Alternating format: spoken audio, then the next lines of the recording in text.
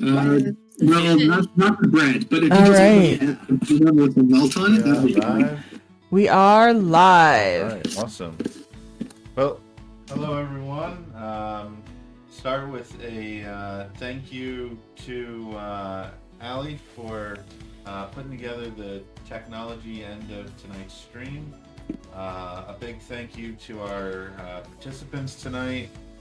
Toother from Voyage of Destinies, Claudio Wild from Claudio Wild, Brandon from Bardic Aggravation, and TnTori. Thank you guys for joining us tonight.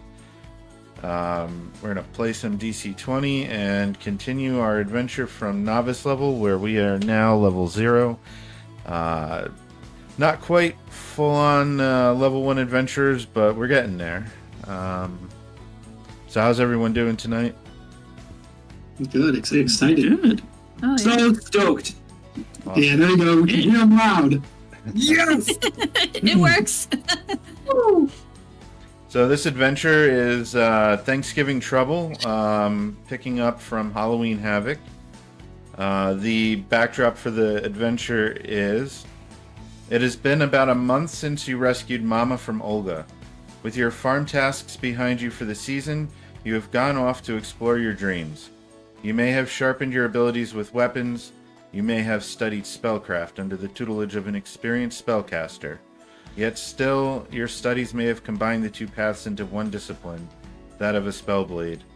With Thanksgiving feast upon you, you return home, stronger than when you left. You will need every bit of your new abilities. The Thanksgiving trouble this year will be larger than who can eat the most turkey.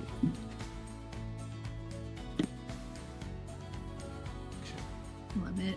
Love it.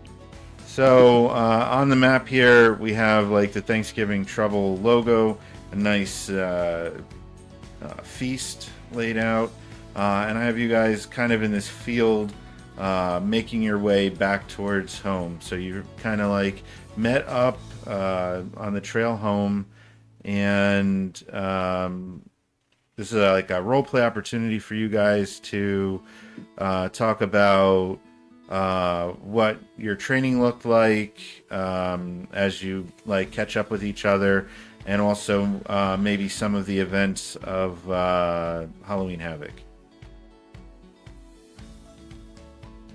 I don't know if anybody would like to go first. Have we been traveling like for a bit, or did we like just see each other as we're all like converging? So we can pick up with you guys having like just converged now, like just meeting up. I would say that Sheila would immediately find Digby and go give him a hug. Like, I missed you. Digby would be crying. But Digby has been spending a lot of time just in the woods. Just completely in the woods, no showering, nothing. Just running around, speaking with every tree and plant possible, and fighting every animal he comes in contact with, essentially. So maybe Shyla in the new plant body is not as offended by the smell of Digby. Because she doesn't have to breathe. Right. So she is just completely unfazed, really. What does Angela and Finnick think when you run into a most likely reek Digby? Go ahead. Do the Finnick thing. I'll wrap it up. Finnick will be absolutely disgusted. Understandably, Digby's gone through some things, but I feel that over the last month or so, Finnick has maybe offended Digby in his cutting down of trees and his anger that he's taken upon the woods. So him and Digby are probably at odds at the moment. But yeah, definitely should jump into the river or a creek. Do you unleash any of that inner rage that you've been building up? Still family, no, not against Digby. No. Against the trees maybe, but yes, not Digby. So no anger, like, get in the water! What are you doing? No, I mean No. a sly comment here and there, but nothing too angrily. Gotcha. And how about Angela? Angela will walk up and she'll be like, I'm so glad to see you're all still well. And she'll try to hold a straight face walking up to Digby, but kind of fail. She'll go in for the hug reluctantly, and you can see her like on the other side, like kind of pinching her nose. And she's like, "Oh, it's been so good. I've been working ever since watching the death from last time. It's been I've been trying to find some more meaning in it, and being a guiding light for those close to death." And she looks to Sheila. He's like, "You're truly an inspiration."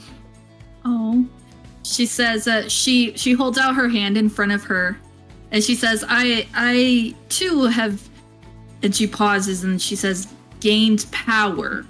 She leaves it at that. And in her hand, there's a bright light and then a bow that she's holding. And then she can make it disappear just with golden light. It disappears. So she just summons it and then desummons it. And she nods and she says, but it's so, so good to see you all. Beautiful. Do you talk about the training that you've been going through? Anybody? Yes. Well, go ahead. What's it been like for you, Sheila? Have you? You say you've gained power. I mean, have you been training forward? Suffice to say that I am more powerful than I was before, and that I continue to move forward, seeking to do good in the world. But she's oddly quiet about the specifics of how she got that power. Speaking, Finnick would catch on to that and be kind of definitely taken back. Like, you have power, but don't understand it. So he kind of takes a step back from you. She kind of nods towards him, and she says, it's okay. I understand that not everyone is going to be comfortable with me as I am. He kind of grumbles to himself. What does Digby think about that? So Digby is gonna be perfectly. This is Sheila. She comes in many forms. Digby has no problem whatsoever, as long as still one that is a protector of plants and defender against the vicious onslaught of animals. So yeah, I mean, as far as Digby is concerned, Sheila is a great friend, and as long as Sheila continues to eat meat and stays away from consuming or harming plants, all the better. So, outside of combat, I know you're supposed to be able to reduce the mana cost of something by 1, but if you want to flavor this, like, emotional get back together, you can use a mana ability that you have for flavor. Like, I know, Digby, you have the Druid Grove, or, like... Yeah, and I won't charge you the mana point, yeah. I'd like to, with Sheila, just as a kind of, to ease the tension that Digby kind of feels there might be, like to do a Druid's Domain for a plant to come up, Druid craft, and kind of like high five. Is that everybody? Just a vine, like, Just... Probably comes right off of Digby. Anybody else with like a limited resource ability that you'd like to use?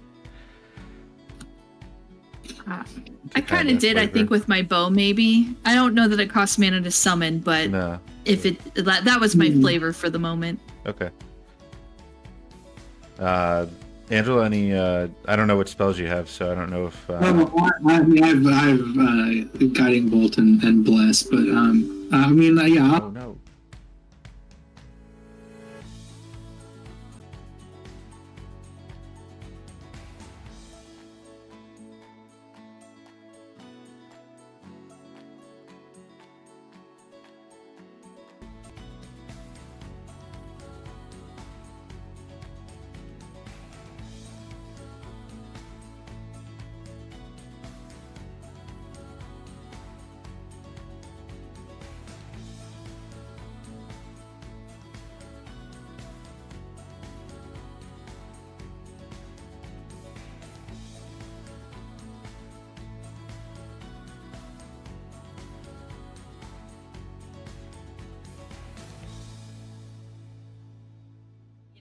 Is there anything I can Okay. do to help ease this for you? He would be, he spent the last month just listening. Okay, you're not in Discord yet.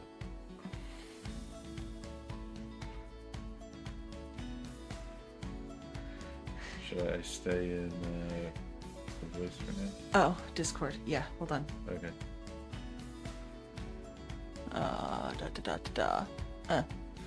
Okay, we're on It Discord. made him even more angry because he's like, how can you guys be okay with this? He doesn't understand. Like, he knows it's Sheila. He knows you're Sheila. And he's struggling with that. He just cannot understand. He can't wrap his head around it. It's not that he's mad at you. It's just the whole situation Let's doesn't pull in make the any laptop sense. camera now. He spent the last month trying to figure it out. He has no answers. He's frustrated. She would maybe kind of just take this in, and she suggests that going and visiting Mom would maybe help. Maybe he can talk to her, because if I'm remembering correctly, I mean, everything was good and they both went back to the house. So, and that's where we're headed back home. So she just makes the suggestions that, hey, maybe speak to Mom when you get home. And maybe talking to her will make you feel better, because she genuinely feels for the fact that he's so frustrated. Well, that makes sense. You know, him being away, she was always like the compassionate one to him. So he would kind of understand. You could see his face, kind of the sigh of relief. Everything's going to be okay. Almost like the moment when in Okay. the Avengers when the Hulk is calmed down, you know. But And we're in Nice. I'm Discord. calm down, big guy, you know. Okay. You can see him kind of calm down a little bit. All right, we're fully back. Excellent. Good. Nice. She might, and I'm just picturing, like, you know, we're making our way to the house, maybe. And she would make sure to make a point to mention to Digby that she doesn't have to eat at all anymore. So she's certainly not going to be eating plants. Yeah, that would be cannibalism. though, Digby huh? approves. Digby approves. Is there anything from? And then, just continuing, like, on conversation, sure, but she might, like, after touching base with the other two, and then she might chat with Angela, and she might inquire more about that warm, comfortable light that she feels, and what it is that Angela's been working on. Well, I've been working at a temple for Aetherios, a god who helps pass those into death, and well, I realized that watching the death that you experienced, and well, the death we saw last time, that death itself is kind of neutral. It's really about how we take it, and that's what I want to help with is passing those onto death, so that they can have a calm existence moving into whatever awaits them. And Well, I've been gaining some of this power, this divine power related to that experience, bringing light to those in a dark time. Well, that's wonderful to hear, especially because some people might struggle with the experience, and she deliberately doesn't look at Finnick, but that would have been there. Sometimes people struggle with it, so it's really good that you're willing to take your time to help those people. And hearing him talk about getting powers from this deity, she would say, she kind of. That is like, oh, it's okay to get power from a powerful figure. So she opens up a little bit and she says, I too encountered a being of significant strength who lent me their power so that I could do good in the world. Oh, what kind of being is that? And then she kind of gets nervous again, and then she kind of like, oh, aren't the trees lovely this time of year? She started to, and then she got nervous all of a sudden. Everyone kind of realizes that version. She's like, well, better not to poke too much into it now. She'll open up eventually, hopefully. I could see a hear from Digby. For Digby, he's gonna kind of look down and kind of have a little bit of that understanding, because he's thinking to himself, yes, light in a dark time for those. And he's thinking of all the plants that are too shaded to get any light. What is Finnick thinking? So he takes that in. Yeah, I see you shaking. So even though we don't agree on exactly what that means, there's a sense of camaraderie there. I love the creative interpretation so much. He's just gonna look down, just caught emotionally looking at all the plants and just like, oh, I love your hat. Beautifully said. Oh, all those shaded plants up there, shining light on them. It comes up to you and grabs you by the collar and shakes you. You're not a plant! I have had some changes. We all have! You are meaner than last time. I've been through some changes too. I can tell.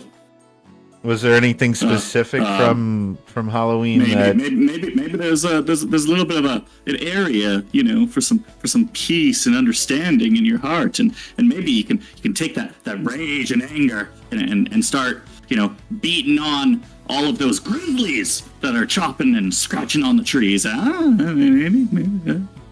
Good to see you too, Digby. Yeah, I see you too, Finnick. It's kind of taken back a little bit, right? Is there anything from Halloween that is weighing on Finnick's mind? I want to get to the house. I want to see what. I want to see Finnick interact with the mom and. Well, you can't rage against his mother. Mm-hmm. No, but I kind of want to see the after everything he's been through and he's been away, having that presence in front of him and I imagine a calming effect, and it'd be worth it just to see him, kind of calm and be happy. So I think Gary's still getting stuff set up, I think. As you are we still live or no? Yeah, I think the live stream is still going. Yeah, we're good. Oh. Right. So as but that just exists in the background. I mean, we're still here. All I can think now, and that's all I'm going to take from this session is Finnick rage against the mother. Rage against the mother. So I won't do what you tell me. As you continue on your way home, you do make it home. All right, my heater is turned on and it's way too high. Sure. Oh yeah, go turn it down.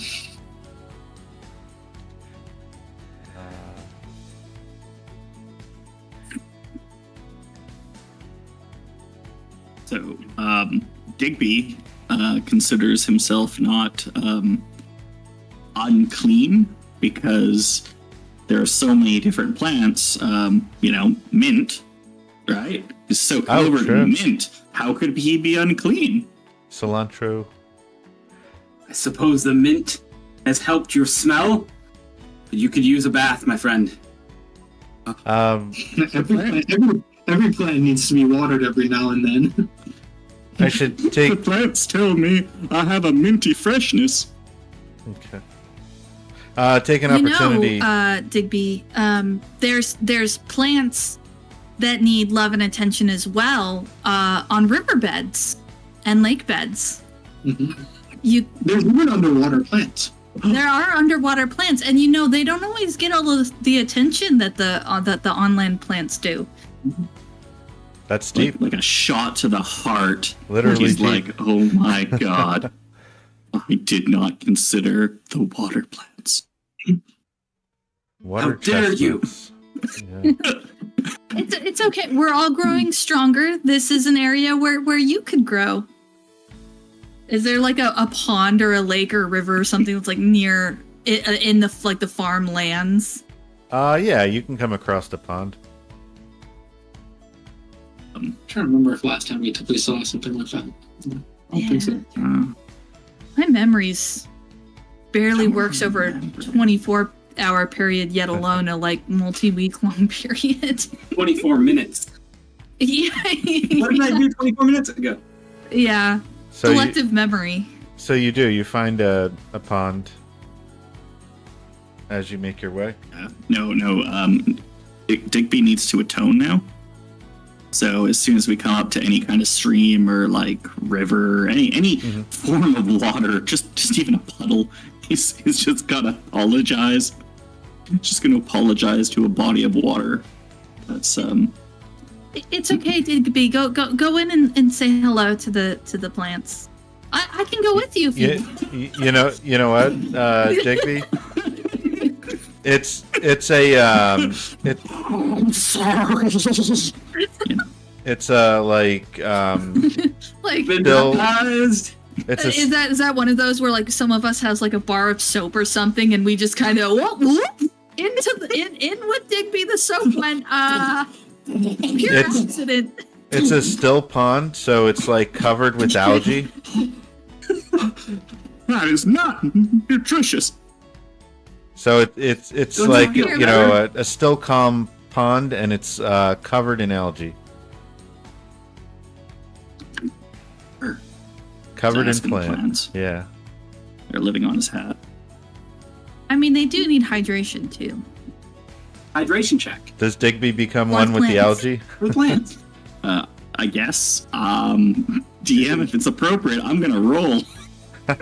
Sure. Do you want to make a fate roll? And is his mic? I can't hear if Gary actually has. Okay, so it's not just me. Oh. No, I Yep. can't hear him either. Okay. We're just kind of playing without a GM. It's been great. Oh, no. It's all right. We're, It's the we're flying on our own. This is Here we go. the Testing, suffering testing. group. we're just also experienced at the game. Testing, Yeah. testing. The plants. The plants don't like what you guys did with Digby. Testing, yeah. it's No. Just not. No. So water is one thing, but soap? Biodegradable. Uh, Soy soap. It's made of plants. If it was animal fat, maybe. But talking soy?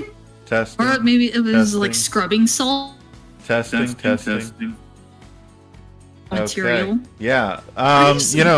I've been talking for 15 minutes and wondering why nobody was responding, and that makes perfect sense. So, yeah, you find a pond, and it is very still water, and it's covered in algae. Oh, there we go. Gross. So Oh, I was no. asking if Digby becomes one with the algae. no. Yeah, I think as he comes back, he's like, am I clean now? And it's just face mask. Okay, now I'll get face mask. Nice. If I have cucumber slices, I'm just gonna put right on the ice. You know, he's probably a little bit better now, though. He's probably a little washed up, so maybe the energy is a little bit better, even if he's covered in algae. I don't know if the smell is any better. That's going to be worse. So much worse. Stagnant water is going to be pretty bad. So let's just go back home. So you make it back home, and you have just enough time to like pretty much dry out. But as you arrive home, you are greeted with an oddity. The front door of the farmhouse is wide open, and it's barely on its hinges. As you enter the house, your ears catch sobbing coming from the kitchen. As you make your way to the kitchen, you find Mama curled up on the floor sobbing. Oh. I run right to her. Yeah. Console. I like make way for Finnick. Like, nope, he's gonna go. He's gonna go. So Digby sees this, he's gonna immediately say, "What animal did this?" My children, Mama exclaims. I'm so sorry. I had everything made. We were all ready for you to come home for a nice family meal. I went to rest for a little, and a crash in the kitchen caught my attention. I ran in here to find out what happened, and the food, it was all gone. All of it. I called Papa, and before I could stop him, he stormed off to try to figure out who stole our food. But you know your old man. He's a tough spirit, but I worry he may be in over his head. Please, you must make sure Papa is okay. Mama explains through sobs. It's gonna be okay, Mama. The food is one thing. I'm just happy you're okay. Are you okay? I'm okay. I'm just a little shaken up, and I really worry about your father. Did you see what direction he went in, or? No, he just stormed out of the door. I kind of just had a breakdown, and I just kind of collapsed here. So, sorry, with her on the ground, I would, Druid's Domain, prop her up and also bring a chair over to set her in. Oh, nice. Just weeds and vines through the floorboards. She seems very surprised by your ability to do this. She's not used to plants like propping her up and positioning her into a chair. I don't even know if she recognizes me with all the algae face mask on me. The smell is unmistakable, though. Or the voice. This does lead into an investigation skill challenge. If you guys would like to investigate the kitchen and try to figure out what's going on. Okay. So the challenge DC is 11, and the number of success points is equal to the number of players. So Digby, what would you like to do to investigate the scene? So, I'm gonna think that it's obviously something magical's going on. So I was thinking Arcana check to kind of check if there was like some outside influence of a magical nature that maybe came and caused this problem.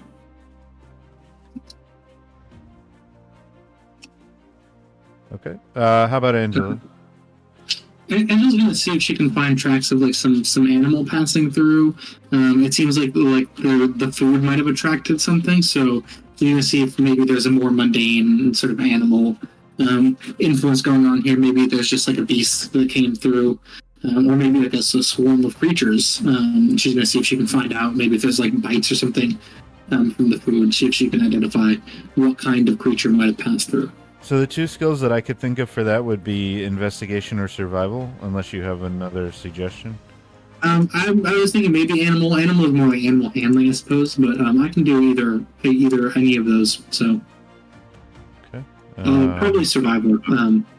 Survival. So I could like try kind of see if I can see little footprints or whatever. Maybe even ideally. Okay.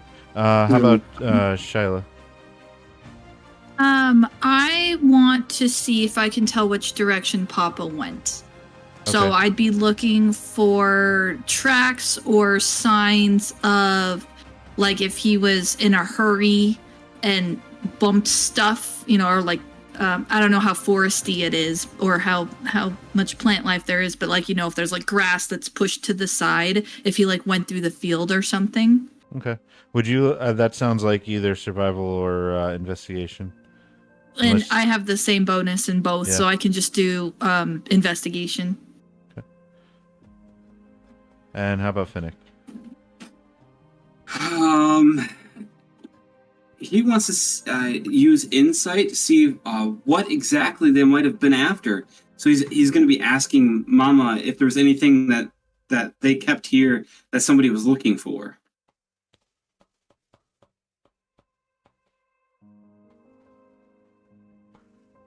Okay, cool. Digby, can you make that Arcana check? Quick roll 20 question, but is there a way to make us? Oh wait. I'm sorry. I answered my own question. I realized. Never mind. Just- Okay, Okay, that was quick. 13 is a success. You do not pick up any presence of magic. Seems very mundane. Let's see. I want to do Sheila last because you're looking for Papa's tracks. How about Angela's survival? Yeah, I'll go ahead and roll you that. Ooh. So it's not a critical fail. Yeah. You're kind of thrown off a little bit. There's just so much like clutter everywhere. It's hard to tell like where one trail began and where one trail ended. Like just a mess of bits and pieces of footprints, but they've been like kind of covered over by foodstuffs and other things that were let's see how everybody else does, and maybe you'll be able to pick up something from that. How about Finnick's insight to find out what they were after?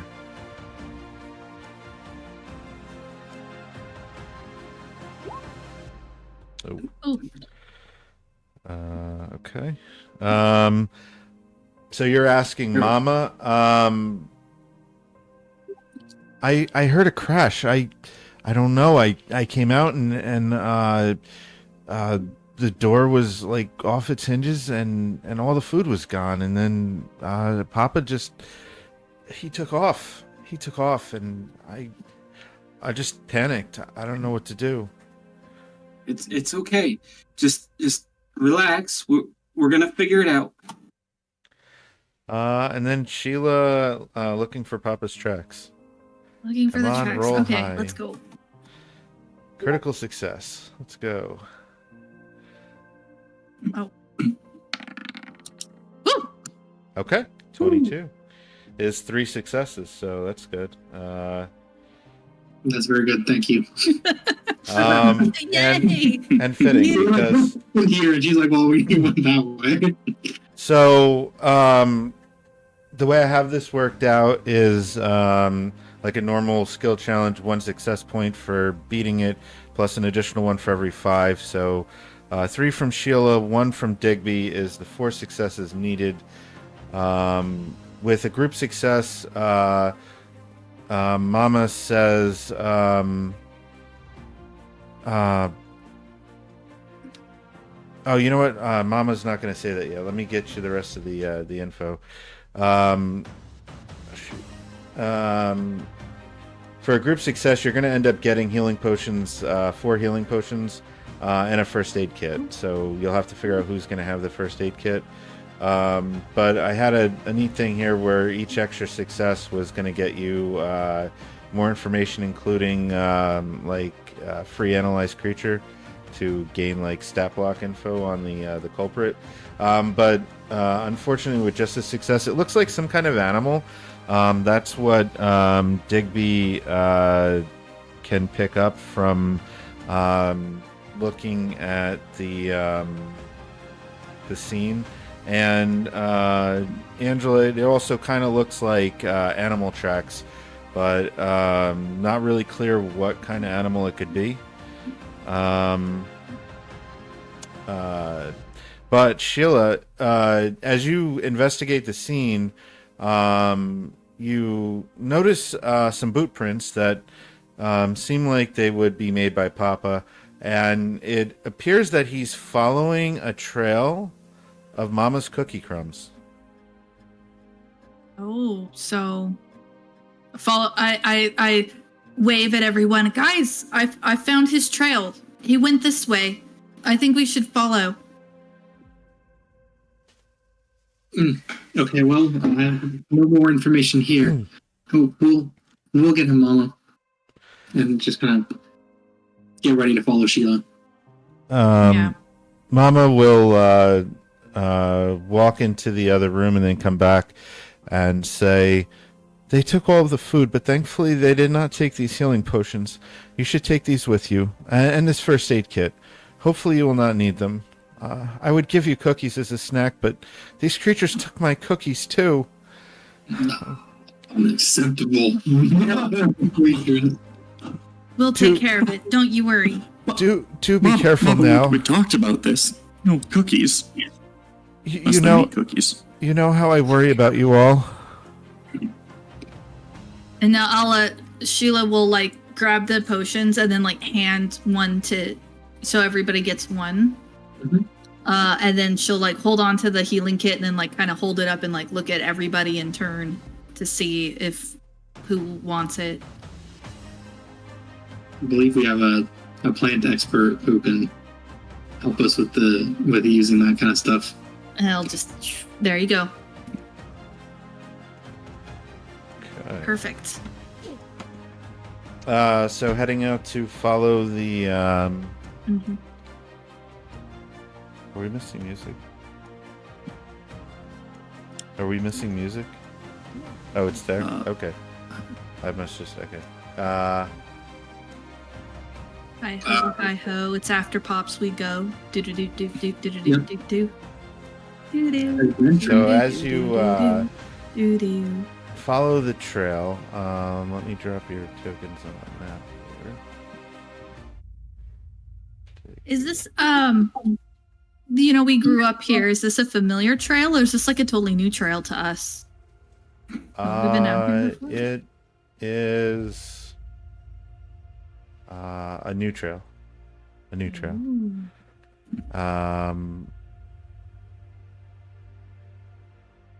You may have like followed it a little bit in the past, but it just goes kind of like off into the wilderness. It's like maybe Digby has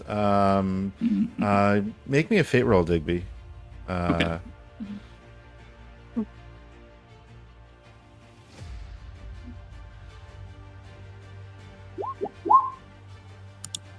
Okay. Yeah, you've explored this area a little bit more than the others, being like out in nature and that, like more than the others. So this leads into another skill challenge, which is to follow the trail. I'll give you advantage since you are more familiar with the area. Mhm.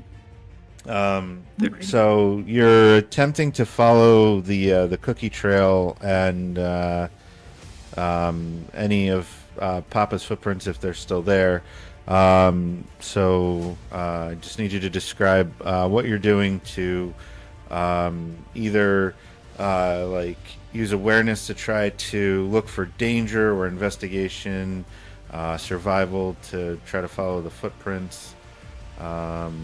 So going in the same-ish order, Digby?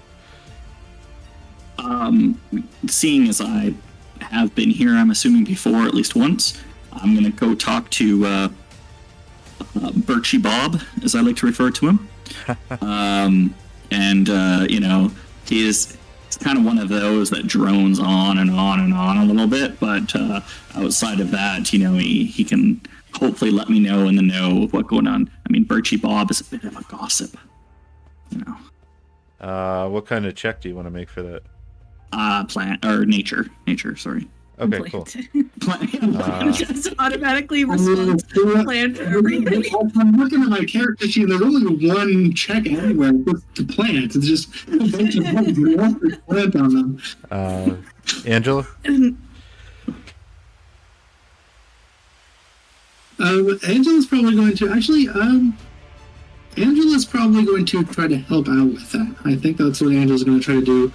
She's pretty charismatic. She's good at conversation. She'll kind of try to get in on that conversation and help Digby out a little bit. He seems confident with the area, and she's like, oh, he's got this under control. Do you want to provide a help die, or do you want to make your own roll? I want to do the provide a help die option for your challenges. I'm going to try that out. Nice. For Digby. So you're just using your charisma to aid Digby with, because he's actually probably like plant whispering. Yeah, okay. Yeah. I mean, when he's like, I'm going to go talk to Birchie Bob, I'm going to be like, oh, great, I'll help you talk to Birchie Bob. Maybe to like inspire him or something. Yeah, I'll kind of give him a little pep talk and get him like, remind him of the talking points. Finnick.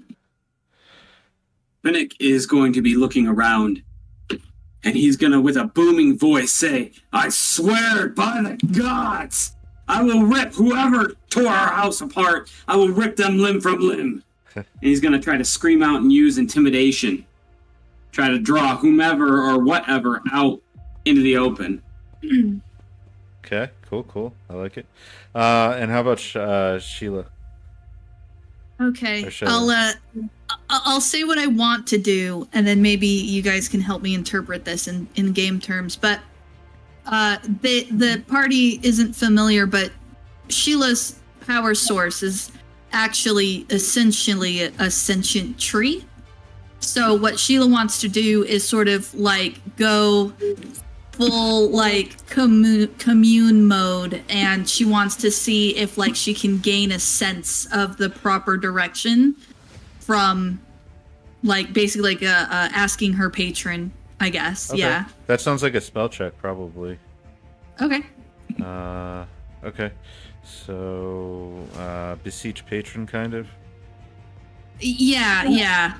Maybe like a prayer type. Yeah, beseech patron, maybe. I won't charge you the use of that, of course, but yeah. Cool. Oh, yeah, that's So does Angela seeing Finnick like getting ready to like do an intimidating shout? Would you prefer to use your charisma to help Finnick, or would you prefer to use your charisma to help Digby? I would prefer to help Digby. He seems more confident in the area. I don't think we need to intimidate the ether. I don't really know what's out there, really. And it seems like Birchie Bob's got a good idea what's going on around here. So cool. I think Digby's probably got a solid plan. Okay. I've got faith in Digby here in the forest. That seems like he's very confident here. Cool. So let's get Angela's help die first. See how much help. Is Finnick intimidating the trees? No, he's intimidating. He's trying to suss out whomever, if they're out there, to bring them out. Okay. Like if they're hiding or something. Mm-hmm. Okay. So Digby, you feel like Angela's like overwhelming charisma boosting your check. You have advantage on your nature check because of your fate roll. Nice. Advantage plus help die. Yeah. So it's Angela added a 6. So you could add that in like extra modifiers. It's really a modifier or something when it says extra bonus. Do you want me to roll that right now? Yeah. Let's Okay. see how chatty Birchie Bob is. And you said that was with advantage, correct? Yep.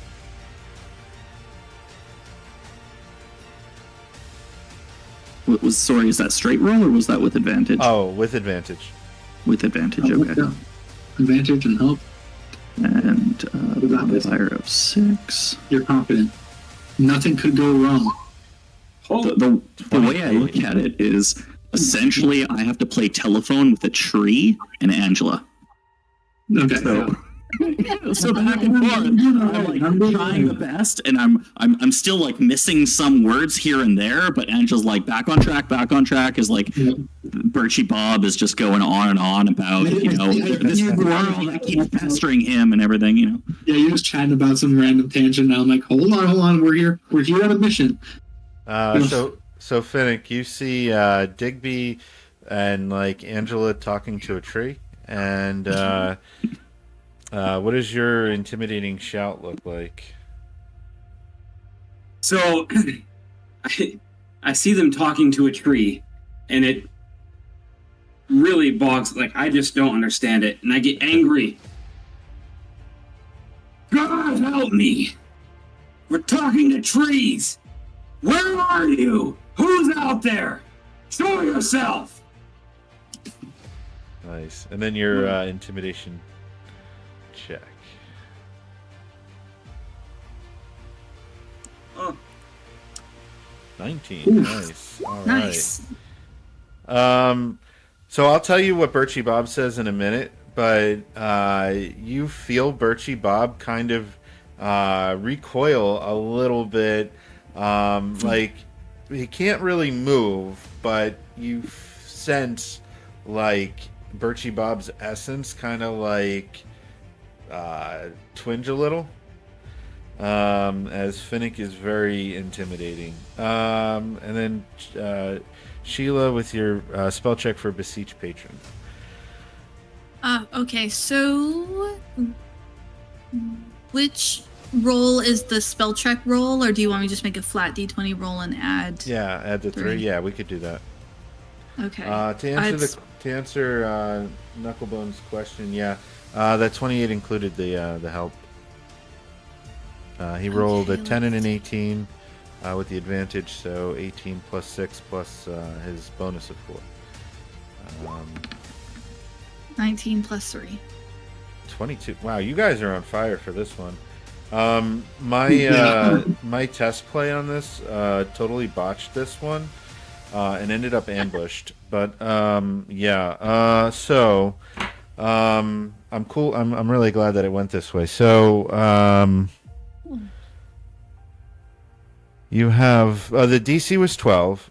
So Digby got 12, 17, 22, 27. You got the 4 successes needed, just you alone. Well, you and Angela.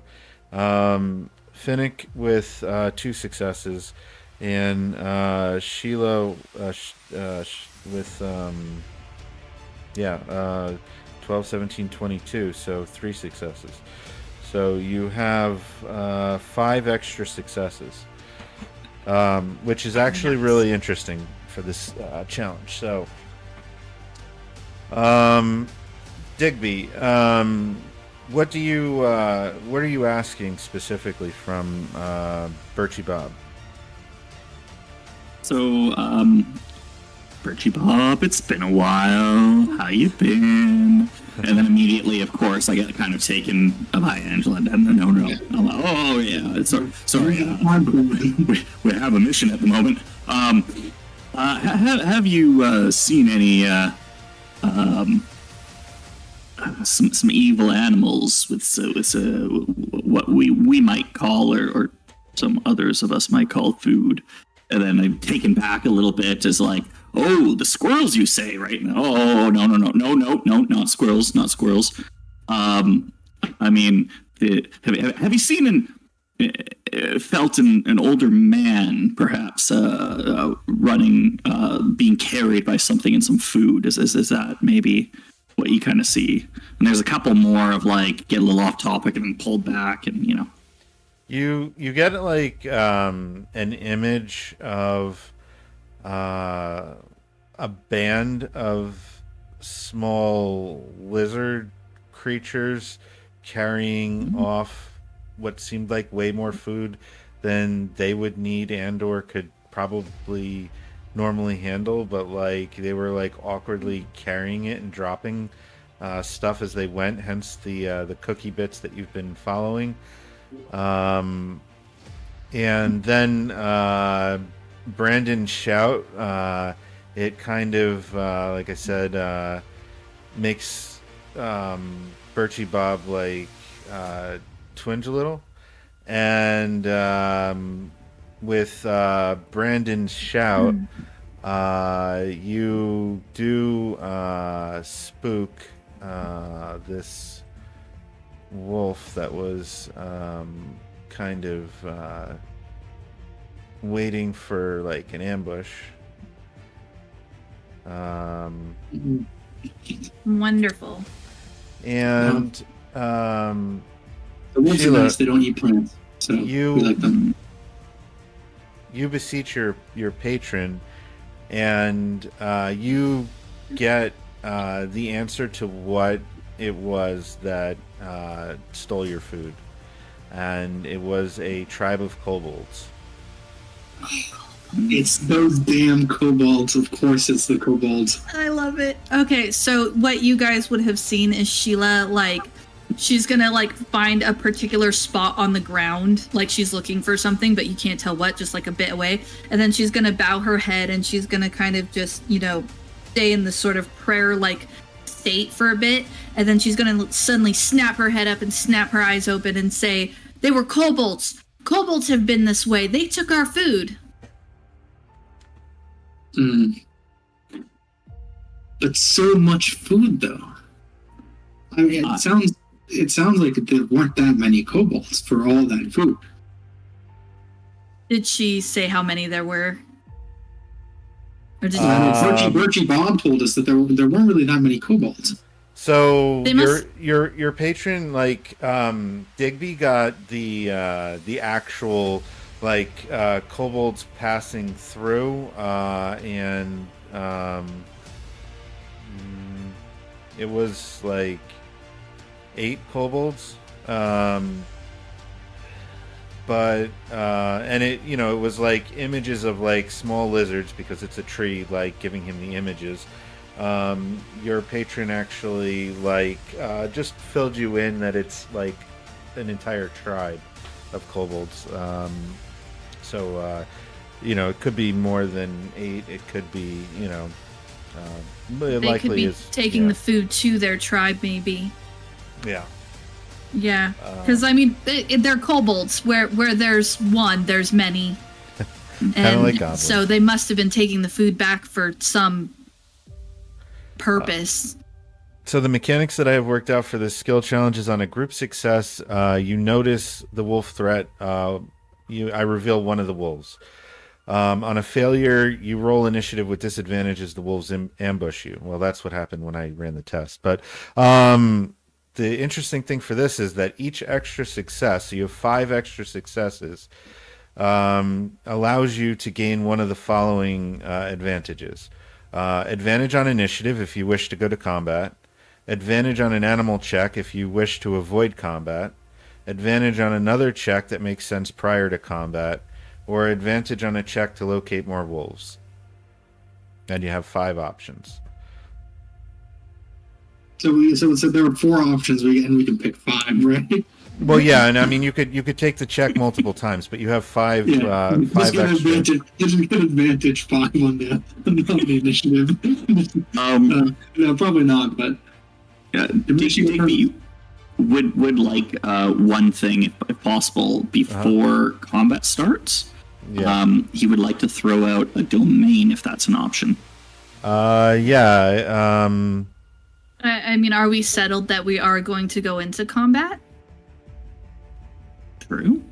Yeah, you don't We have did to. say You don't. that- Yeah, you don't have to settle on combat yet because you have 5 extra successes that you can do things. So if you want to, you know, somebody wants to use advantage to make an animal check to. I would like to try to scare off the wolves. I mean, I got a +2 on animal, and potentially advantage 5 on the check to scare off the animals and get them to leave. So that's a pretty okay chance to roll fine. Before, what Sheila would have liked to do is eyeball them to see if they if there's like collars or something. Like, is this thing connected to the kobolds in some way? Is there anything about this wolf, or is it just like a straight wild animal? Wild animal. I don't know if that would make sense before. Oh, okay. Yeah. Okay, now you can scare him off. I'm good. Finnick is going to help Angela scare them off by, grandstanding and running at them with his great axe. Okay. Oh. So. Yes. Okay. I just need to check to see if it's a cantrip. I have minor illusion. Okay. As a cantrip without spending MP. I can create an illusion of some kind to help scare off the wolf. I kind of wanted to almost do an animal check and almost kind of use my religious powers to get the sense of dread and incoming death, imposed death on these wolves, so they understand this is not a situation we want to be involved in, and get them to just be like, you know what, never mind, let's just get out of here. This is not worth it. So you can project some scary image with the minor illusion. I was gonna say, can I make either maybe make Angela bigger, or it says that I can do a sound from a whisper to a scream. So maybe if Angela tries to roar, I use the minor illusion to augment the roar, so it's louder and more ferocious. You know what? Well, I'll do a vicious howl, and you can boost the howl so it just sounds like some incredible big bad wolf. That they would not want to face. I'm gonna borrow from Finnick. I'm gonna borrow from what she's seen of Finnick, and I'm gonna incorporate his rage growls into the growl to make it as fierce as possible. I like that. So the mechanics that I have written is if you're not surprised, which you're not, and you want to avoid the combat, your skill check per wolf to avoid combat is equal to the encounter DC of 12. You need to get a number of success points equal to the number of wolves before getting a number of failures equal to the number of wolves. And by 5, you get extra successes. By 5 under the as a failure is extra failures. But currently you don't know exactly how many wolves there are either. So you could make checks at advantage to try to locate the other wolves. You do have 5 extra successes that you can use for those things. Okay, so are we doing this in turns, as if we're in combat, and we can use some of our turn to try to influence the wolves and scare them off, or is this before combat? Yeah, happens, and we're just this is kind of pre-combat. You can flavor what you're doing with your abilities, but I assume that you would want to try to locate the other wolves. Yeah. Mm-hmm. Yeah. Yeah, we can try to find some other wolves. I'd probably just So I say Finnick scare more of them out, and have Digby talk to Berry Bush this time. To try to not have one player monopolize it all, you guys can decide who wants to make the awareness, the first awareness check to locate the others. I guess I'll talk. I look over and I'm like, oh, I guess I can talk to Berry Bush. Hey, Barry. And I kind of go over there. And ask him if any of the other critters around here, maybe lupin wolf kind of critters, have been snacking on his children. If other critters have been like bears or something, yeah, berries, because berries are seed pods, right? Snacking on his future children. I won't charge you a use for that, because one of your 5 extra successes. He groans, and you get an image of like a little rodent with a fluffy tail jumping from branches. That squirrel. Yeah. The enemy. And I'd probably relay that to the party. I'm like, everyone, we need to look out for the savage. This fluffy little, and then like go on to describe without saying squirrel, right? Big teeth and Where is it? Where? Show me. Barry. And Barry's a bit rough and tumble, so and after a while, after calling me out a bit, he tells me. I'm hoping. Or do you want me to make the awareness check? Awareness, yeah. Yeah, okay.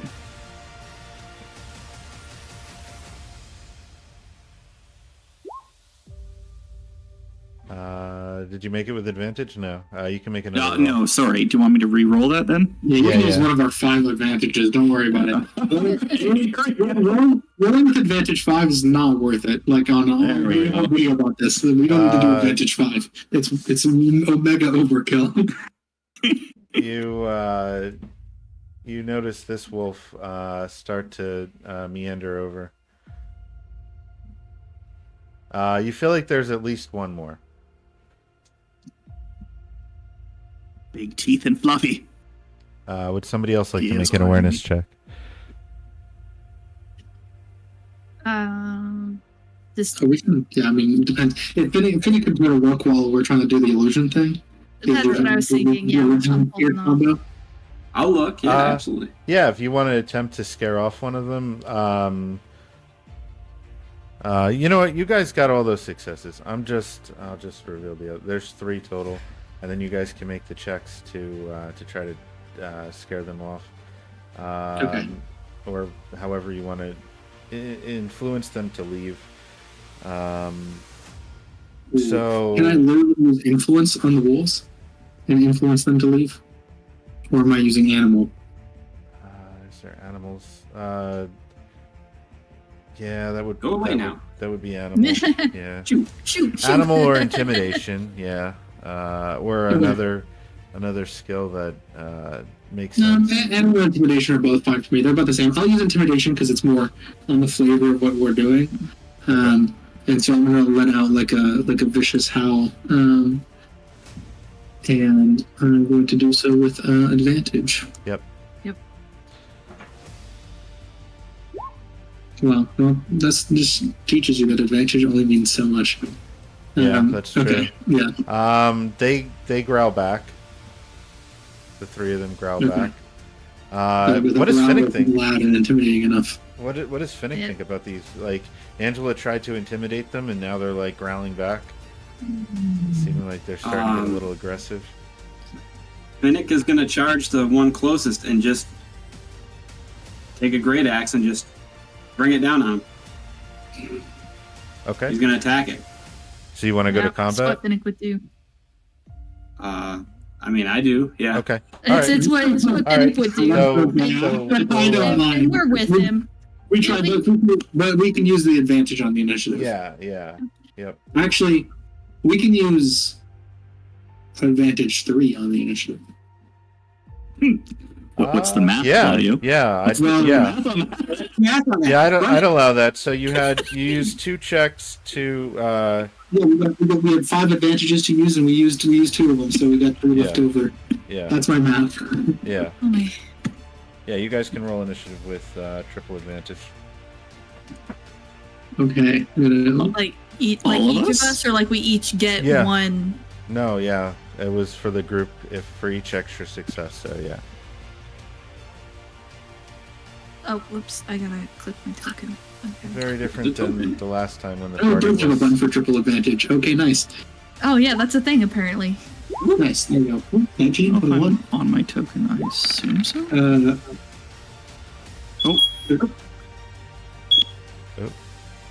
So even with triple advantage, though, Shaila's still. Sheila's still. you know, 10, 10, a 5, and a 13. But you know, it's Yeah. not that bad. I'll take the lower rolls on initiative and then save the higher rolls for, when I'm hitting things. Yeah, fun fact, this is exactly how statistics and probability works. This is why if you're ever on a bad luck gambling streak, you just gotta gamble more. Because the good luck is just right around the corner. Oh dear. Always chase it. Absolutely. I would chase it, yep. This is why you quill your head and you keep going when you're down. So I Bet it all. just need Digby's initiative. So you just click your token and then... Sorry, guys, I need to go for a second. Oh, That sounded like a fire alarm. yeah. That's what Or a- I'm doing. Yeah. Uh-oh. No, That sounded like either Um, smokes or COs. Yeah, that sounds like something was left on in the kitchen. Used to work for an alarm company, had to spend many times listening to smokes and COs going off. Oh, that sounds absolutely awful. It was fun though. I enjoyed it. I worked in the office, but the technicians I worked with did the actual install, and I got to program the sensors into the panel, and I got to learn all kinds of stuff. It was an absolute blast. Well, that figures. I figured I would roll for him just to get him into the Yeah. initiative. You have And then 1, we and could- 19, and 8, and 18. Really kind of across the board there. And then we could start then- with somebody else, but he rolled the best anyway. I could have him delay, or we could just wait. Oh, we can wait. It's not that. It's Wait fine. a bit. I'm still trying to get through dinner, so I'm just gonna sit back and get Okay. through the rest of my dinner. Yeah. I love it. If I picture in the moment when you were trying to do the roar, it's like you're all prepared, not knowing what Sheila's gonna do, and you go to roar, and then you roar, and then all of a sudden it's way louder and meaner, and Angela's like, "Whoa, what was that?"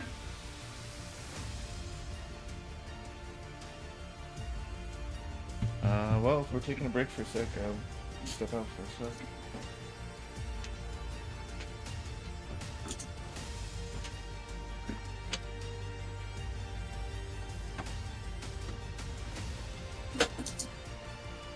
I hope everything's okay, Hopefully, I mean, because there doesn't seem to be smoke coming out from the video, so that's reassuring. Yeah, Yeah. let's hope everything's all right. It just because the noise sounded like an actual alarm event type thing, not just a low battery beep. So I'm just wondering. Oh yeah, I'm hoping that it's someone was cooking in the kitchen and the smoke sets off the fire alarm or something. Yeah. The classic college dorm burn popcorn. Burn toast or something. Yeah. He's not back Well- yet. That's what makes me concerned. Well, do you know if he's in his own house or an apartment complex? Because if he's in a complex and it went off, they might have evacuation thingies that they have to follow. So there might be nothing wrong, but they have regulations that everyone has to get out anyways. That's true. I didn't think about that. Yeah, because they'll have the whole thing's yeah. Although I don't think so. He grows plants for a living, so he has a ton of that kind of stuff. So I'm hoping that he's not having any issues with that. Oh, that's a good point. It's just hoping that things are okay. I mean, maybe he just needs to resolve what's going on. Yeah. Obviously, that takes priority. Yeah. Yeah, for sure. I love the plant stuff so much. The whole going into a pond and algae and the degree at which I didn't even think about the cookies.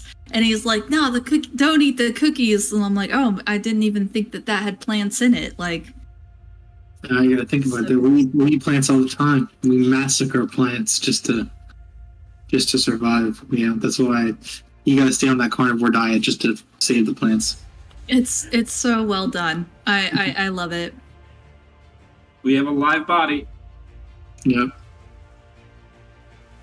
That's a good sign. Yeah. Not dead. Oh. Oh. Hopefully, they're getting things figured and they're not. Oh. Are we running? It's like we're waving. I think we're waving a towel at it. That's Maybe, what I was maybe just it's like you thinking, too. described, like burnt popcorn, burnt toast, or something. That might be.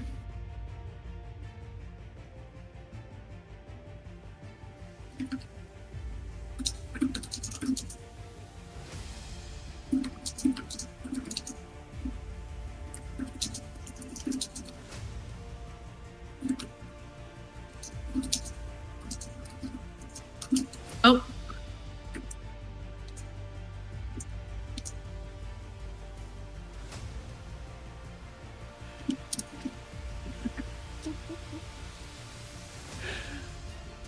Interesting side quest. Everyone to his house, put out the Yeah. fire. Oh, I haven't had the chat pulled up this whole time. Oh, see, yeah. I've only got Yeah, so yeah. much. Goth and Rogue made a joke previously about using California against the forest, but regretting that joke now, huh, Goths?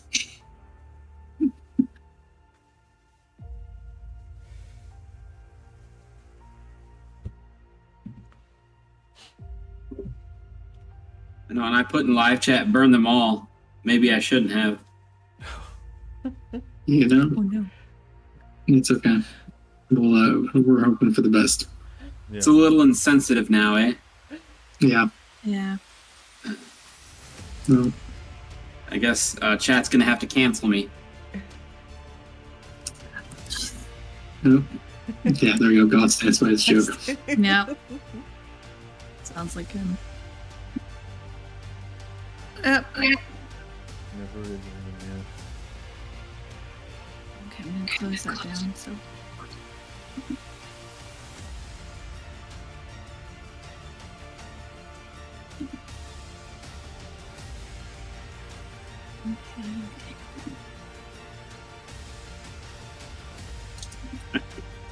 Part of me like wondering like how long we should give it, and the other part Yeah. of me is like the longer it goes on, the more worried I kind of get. Yeah. Yeah. I mean, I definitely agree with the latter for sure. I'm like, okay, well, Do you want This to is do obviously wolf not combat and Just Yeah, I mean, I can delay him until he gets back. oh well, you know what? He wanted to put his domain right, but I don't know. Yeah. But we didn't know where he wanted to put it, so. I So, could give. I don't want to I like could be give touching him- someone's domain. That's a little bit of. I could give him a free domain though when he comes back. Yeah. yeah, just Yeah. So we'll just delay him and let Brandon go, and then just give him a little bit more time to see. yeah, and then I'll seed in one of the wolves, and then if he's not back, we'll delay him again, and then whenever he's back, even if it's in the middle of the wolf's turn or whatever, he can throw up his domain. Yeah. Sounds good. So Brandon, He's you have- holding his action to cast the domain or whatever, and then passing his turn. I don't know. We'll see. We'll just let him interrupt with the domain. Yeah. yeah. Finnick has the initiative. You said it's my turn? Yep. Okay. So I measured it. I'm a little far away, right? Yeah, you'd have I to mean, probably measure I it guess to you got- see, but You got multiple move actions. Yeah, I do. Yeah. So that's what I'm gonna do. I'm gonna take 2 move actions to get up there. Hang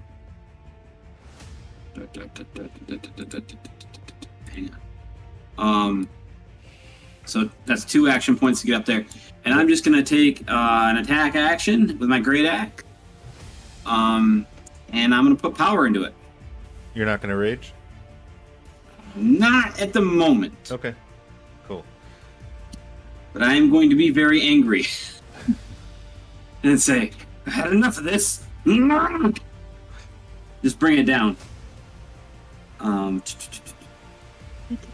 with sickness. So all these enemies are also straight out of DC20 magazine. or the monster starter pack. New DC20 magazine with more monsters coming soon. Yeah, exciting. I know. I'm excited. I worked on one of those monsters. I'm very excited for that. A 9 unfortunately misses the Oh, wolf. Oh, hang on. Let's see if he's truly returned. And that's going to be my 4 action points. Oh, okay. oh. Everyone's Yeah, safe and well. Everything open. okay? Yeah. Well, that's reassuring. It's got to be okay enough to put on the hat. So Yeah. Okay.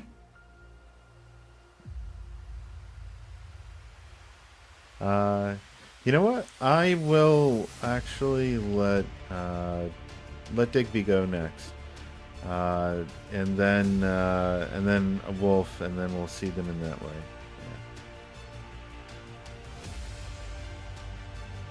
Look. Everything good? You with us?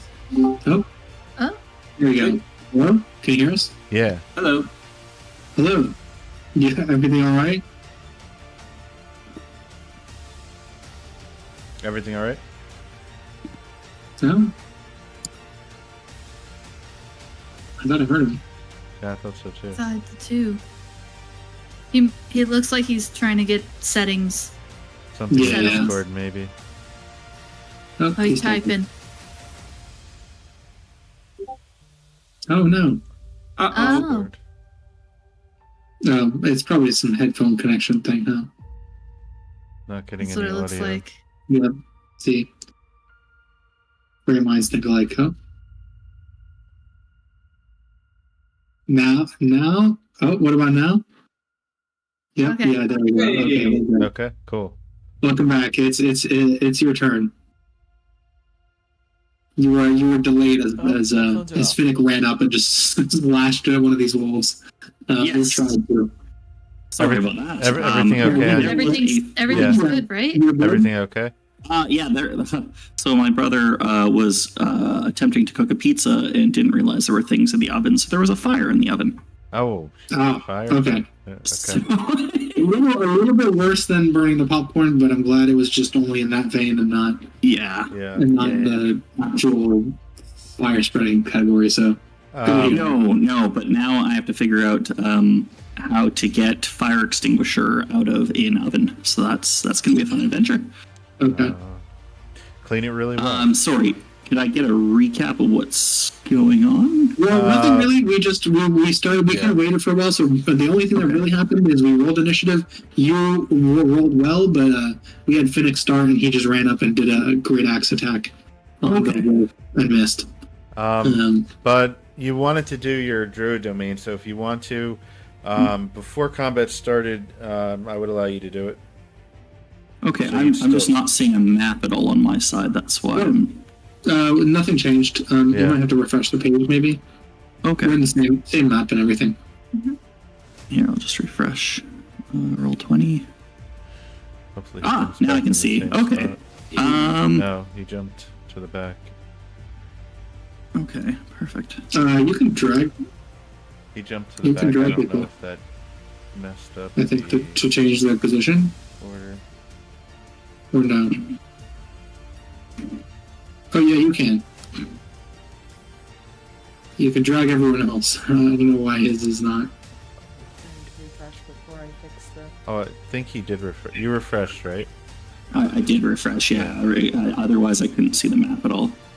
It was just black with, like, text on it. Okay.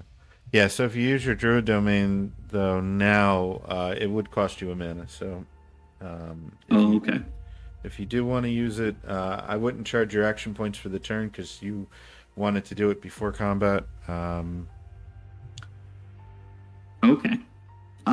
Sure, yeah. Is there a ruler? Here we go. Let's... Yeah, little ruler button. Well, you can. I think if you right click in the middle of the ruler, you can. It starts like a little. Oh. That's true. Yeah. So you can kind of show where it would be.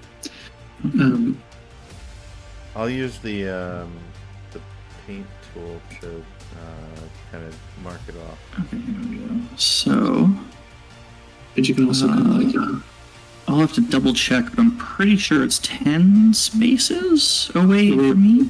it is 8 spaces. One of them has to be your space, right, yeah. and every other space has to be connected to a previous space. Yeah. As it stands now, I thought I was closer to out where the wolves might be, so I probably wouldn't want to. I just thought I'd kind of start it as initially I was thinking we were going to what was the term? We were going to try and scare off. So it was more to be as like a wall to kind of, or not a wall, but just kind of on the ground to kind of scare us off. So I mean, I can cast it, but for combat, I wasn't thinking of casting it. Okay. Yeah, so you don't need to. Yeah. Okay. Okay. The turn order. Oh, so it is me. Okay. Yep. So then, beforehand, Barry Bush said that these guys were eating him, so I am upset with them to begin with easily. So I think I'm going to. No, Barry Bush didn't say these. He gave you he gave you an image of like small rodent creature with a fluffy tail. That's not a wolf. Okay. Yeah. Squirrel. Somebody said squirrel, Yeah. which, I was trying to describe it the way that the tree was telling you, but Okay. yeah. Still though, I think these are attacking Finnick. Is that what it looks like? Yeah, then that is enough for me to consider them an enemy. So probably to this one here, I'm pretty sure it should be within range. Okay. Yeah, that's 10. fine. Yeah, That's I think 10, 10 yeah. spaces at least should be within.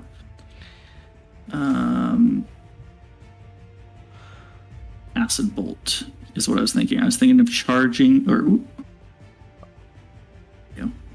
charging a acid bolt with advantage, Okay.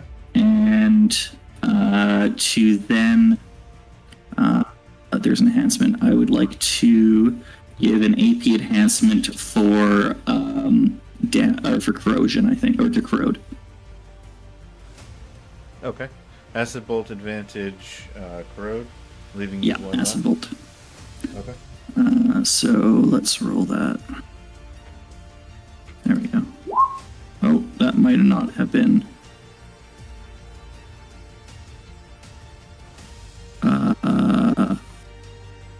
Let me just go to the character sheet and use that one instead. There we go. Acid bolt, advantage. And then.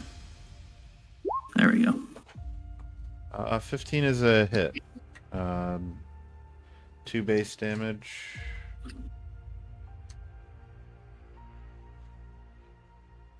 And his physical save.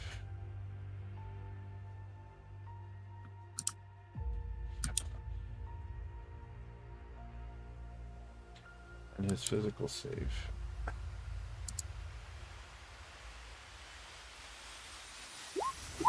He fails. So that's what, -1 PD.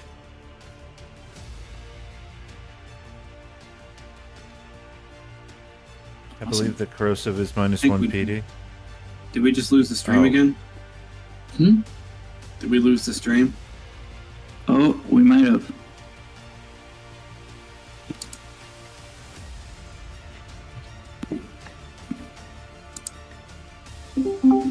Yeah, I think we did. I'm not sure what happened. The fates are certainly. No. No. I gotta get out of there. I didn't realize you had us back up. We've been up. It's Okay. just the monitor that decided to stop. Oh, Oh, well, we're still audible though. okay. There we go. So we are probably still streaming then. Yeah, you're still live. I mean, Okay. All right. it's just a Oh. black screen. Yeah, Live. because the monitor that she's grabbing the roll 20 images from is down. All right. Well, we could just boy. keep. Crazy. All the technology today. Yeah, we Right? we can keep going without visual. I mean, for the stream anyway. So this guy's corroded, and I think that's -1 to his PD. Yeah. It would be corrode is hindered, I believe. Yeah. Yeah. Yeah. Excuse me. Yeah, it makes a physical save failure. Your target becomes hindered for 1 minute until a creature, including yourself, within one space spends AP to clear off the acid. Okay, cool. You have 1 AP left, right? Yeah. And with that 1 AP, I would like to, even though I shot it at this wolf, if I can see this other wolf through Finnick, combat insight. Okay. Yeah. I want to try and see what exactly, or to try and suss what exactly is attracting them to us. Okay. So it's a nature check. Sure. Give me 1 second here. Nature.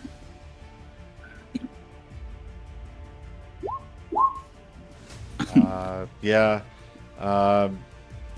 You think maybe it is trying to eat the tree? Maybe. Because I knew it. That's what wolves do. They eat trees. Yeah, that makes total sense. Enemy of the trees. this wolf next to Finnick is going to make a bite attack and add a prone maneuver.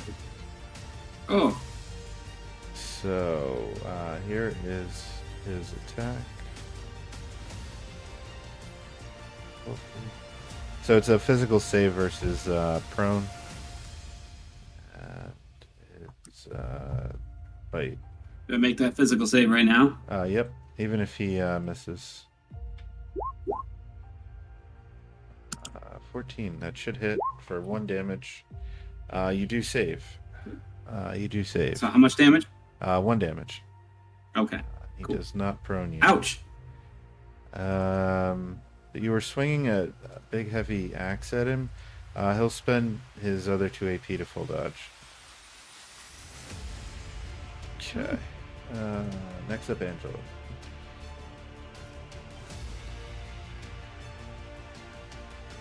Okay. You know what? Let's try this. I'm going to spend 2 AP to move, and sort of like pass right in front of Finnick. I'm like temporarily kind of overlapping him. I will leave in a second, and I'm going to use my Dragon's Breath. I'm going to use 2 charges of my Dragon's Breath in a line, where I'm going to kind of shoot it through these 2 wolves. Back to back here. I'm just standing in front of Finnick, and I will give this roll here. The first one's going to be the one that actually counts, and I'm going to roll it with disadvantage because the one in the front is dodging. Okay. So I'll tell you what the Yeah. So roll with disadvantage. Yeah. And we'll take the die on the left for the one in the back. And then they make oh no, they don't make a saving throw, right? It's just to hit them. No, this is just a regular roll. Well, it's just 3, and the second roll was a 14, but it doesn't matter. So Right. it is a 3, and I think that they just there's no half damage or anything here. It's not an MP effect. So Right. I try. Maybe you were afraid of hitting Finnick with it. You were really cautious. Yeah, I stand by Finnick. I'm like, no, and I'm going to kind of step through Finnick basically, and I'm like right here next to this wolf. I'm going to use. Oh, is this 2 AP? It's 2 AP. There you go. That's my movement. Low I step through the wolf.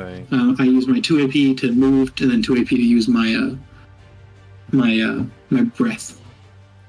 That is my turn. Okay. Wolf is going to move to here. So he's hindered. That's disadvantage.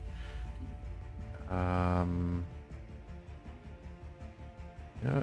So He wouldn't be able to get that far if he rolled on the ground first. He'll spend an action point to roll on the ground.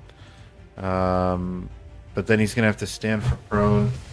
So, 2 spaces. He has 6. He could still get to, like, here, though, which would still be flanking.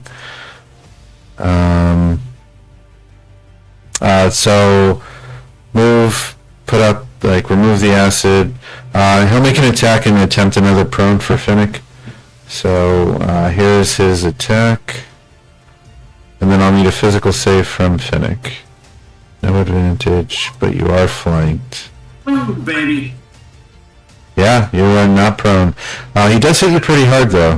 What? How hard is the question?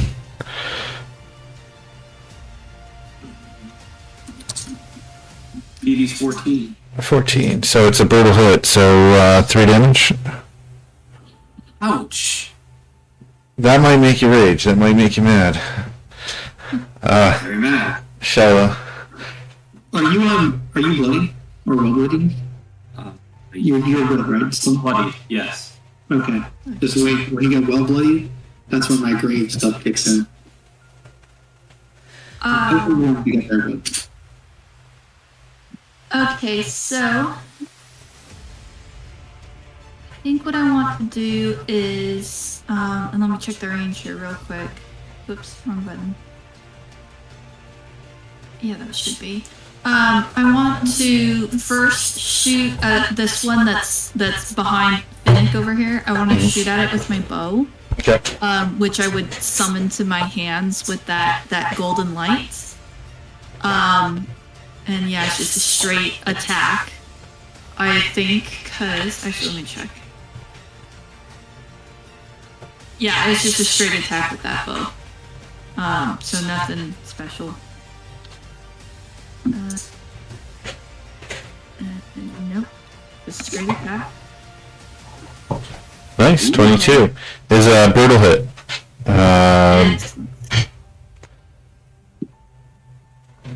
It should be 3 damage, I believe. Its default is 1, I believe. yeah. That's Yeah. on my sheet here. The base is just 1, so yeah, brutal would be, brutal would be 3. The short bow have impact? That's really the only question. Oh, let me pull on her sheets. No, it's ammo, silent, and 2-handed is what I have written here. So just 3 damage then. Yeah. Yeah, because it's just like a short bow. You bloody the wolf. Woohoo. Well, I've got 3 more AP. What I'd like to do is spend an AP for frost bolts, Okay. an AP to increase the damage, Cool. and an AP to add the slow, Okay. Cool. which is a physical save. Gotcha. So here we go. Frost bolts. And But that's to the damage, not to the attack. So no modifiers or anything. he fails the physical save, So he's slowed. and 15 is a hit, a regular hit. But you did extra damage, so it's 3 damage. He is well bloodied. Yes. He is well bloodied, and he is slowed. Yep, target has become slowed. And then if I do that cantrip, it's +1 damage to any creatures that are slowed. Yeah, what happens if you hit them? If they're already With- slow? Yeah, with the bow. It wouldn't be until like next turn or something, assuming he lived that long, which I doubt. We'll see. Yeah. Depends on. It's not looking good. Not on Phoenix Rage. Sheila's wondering if Finnick is going to make a appropriate cloak out of the skins of these creatures. Finnick would probably tear it up right now. He's about to be angry, very angry. This one will move up. Bite Angela with a extra action point for prone. So physical save for Angela. Yep. I will do my physical save.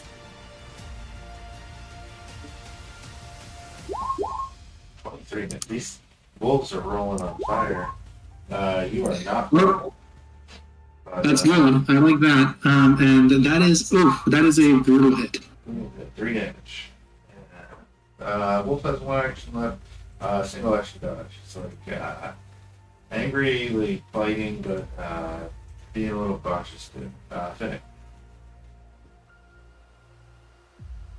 You have a full dodging wolf in front of you here, the one that you tried to hit first. They have a very well-bloodied wolf here that's now slowed.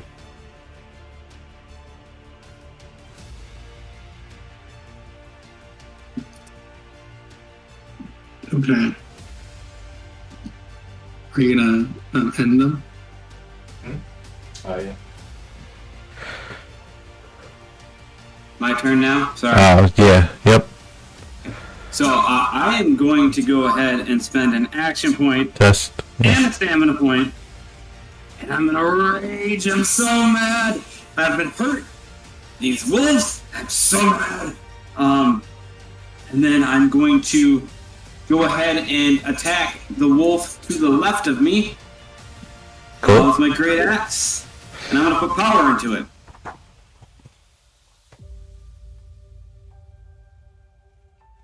And that is, hang on 1 second. No.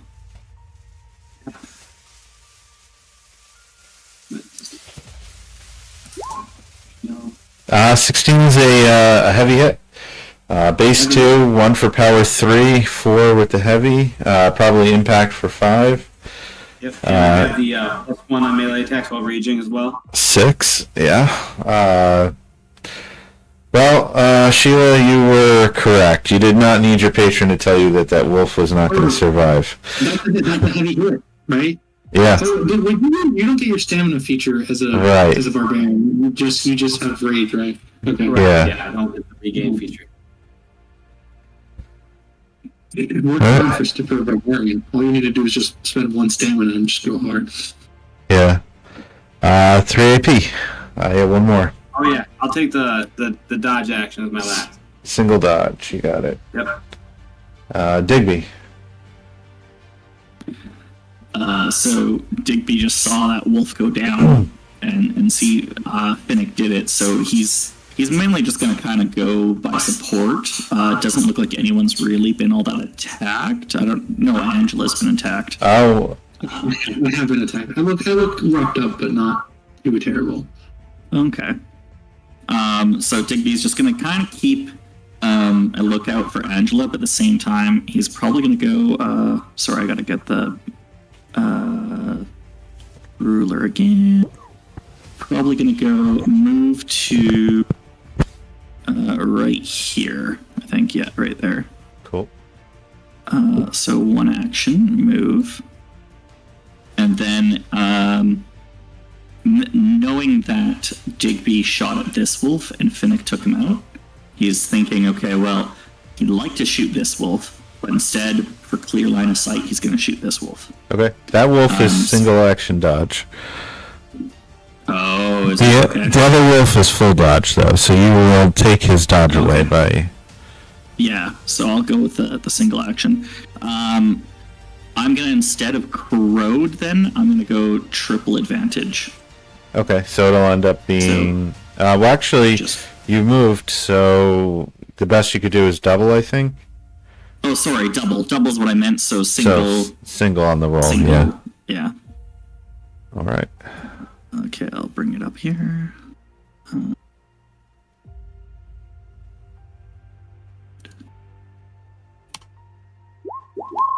13's a hit. 2 points of damage. Yes. Okay. Fully effective. The wolf that is full dodging. I don't know that he will continue the full dodge. He will attack Finnick and attempt to prone you. So, I will use a grip point to give an advantage on that save. Cool. Alright. He will have disadvantage because of your single action dodge on the attack. You are... Wait, are you flanked? That one died. Maybe... No, you're not. You are not flanked. Okay. There we go. Here's his disadvantage attack, and then he misses. Oh, actually, he hits you because you're raging, right? So. Hits me, but I'm also resistant. Yeah, but it'll round up, so it's still going to be 1 damage. I'll use a grip point. Okay. And then Angela gave you advantage with a grit point on your physical save to not be prone. You are not prone. He will full dodge. He's it seems like if he knocked you prone, it would be very bad. But because he didn't knock you prone, he is just going to full dodge again. And Angela. Okay. That wolf is dead. How's Angela gonna tackle this? Angela is going to start with a little. Actually, can Angela move like between the two wolves like this? Like, is that like a viable path to be walking? Yeah. Okay. Angela will move between the two wolves, kind of like this. Mm-hmm. And she's going to stab. This wolf's not dodging, right? It is full dodge. Okay.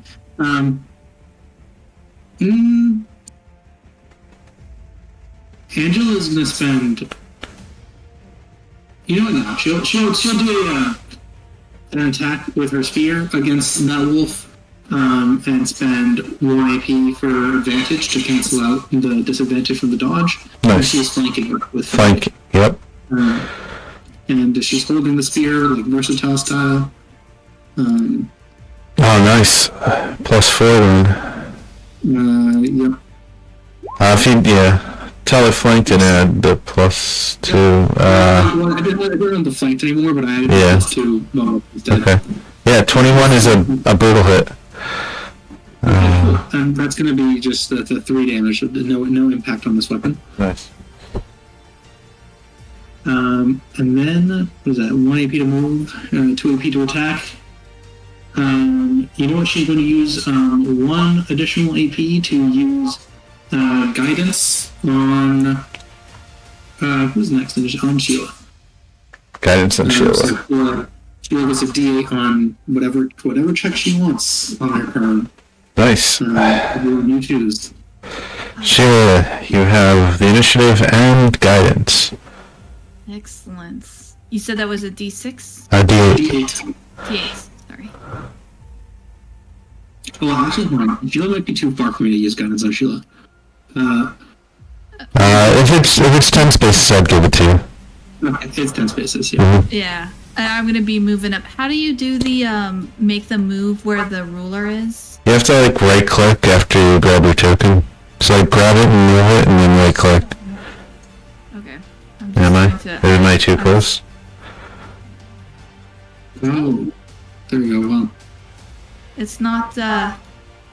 we're still. letting- Well, are you on the ruler setting?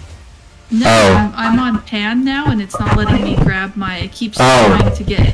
You need the arrow above the hand, not the hand. That would explain it. Here we go. Ta-da! Okay, it's about 5 spaces. That's what I was looking for. Well, what I was trying to do is Testing. I was trying to move the 5 spaces. Can I hit that wolf in front of Finnick, or is he kind of blocking my line of sight? This one here. Yeah. I don't know exactly what DC20's rules for cover are, but I started with 4th edition, and I don't know, maybe it was 4th edition rules or it was my DM at the time, said that allies didn't provide cover because they could move out of your way so that you can make your shot. I don't have allies provide cover for monsters. Monsters provide cover for monsters, but yeah. Friendly fire. I mean, it's really, really close. I mean, it's essentially if I go in a straight line. So Yeah. So what I was going to do is, I used 1 AP to move. Let's see. I just want to double check my. Let's see. 1 AP, 1 AP, 1 AP. So that doesn't cost any mana points. Be before you commit to that wolf and how you want to do it, he is full dodging, so any attacks will have disadvantage. So you may want to save an action to. Get advantage. Yeah. Because the other option is, it's Wait, let me pull that back up. So, or I could just do advantage, damage, attack. Yeah, so I'm gonna do, what I'm probably gonna do is just doing Frostbolt again, and then I'm gonna do +1 to the damage, +1 for advantage, and then 1 AP, of course, for the basic attack, so that's the remaining 3. And then the help gets used on this because it's the only thing we're really doing this turn, so... Yeah. I'll roll the help for you, so the help is a 7. Boom. Yep. Extra modifier. Yep. And that'll be like the last thing it says. Please roll well. Yay. That's fun.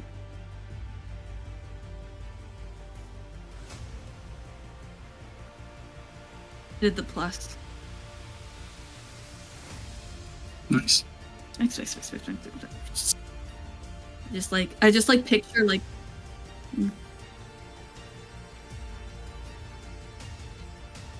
I didn't do the slow one. That costs an extra AP, and I used it for advantage instead, so he doesn't have to make a save. He doesn't have the slow effect. Just picture that anytime Sheila is throwing these frost bolts, she's doing it Major League Baseball style. So I'm channeling my inner Wainwright.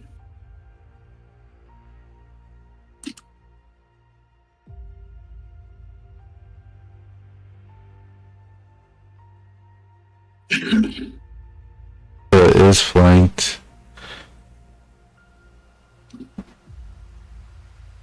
18. It should be at least a hit, maybe heavy. It is a heavy hit. So 2 damage. Yeah. And physical save versus prone. Oh, yeah. I will use a grip point on advantage for this. Okay. No, thank you.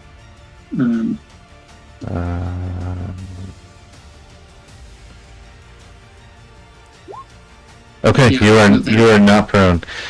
Finnick. I'm going to. Oh, I'm sorry. He has 2 actions. He's going to full dodge. Okay.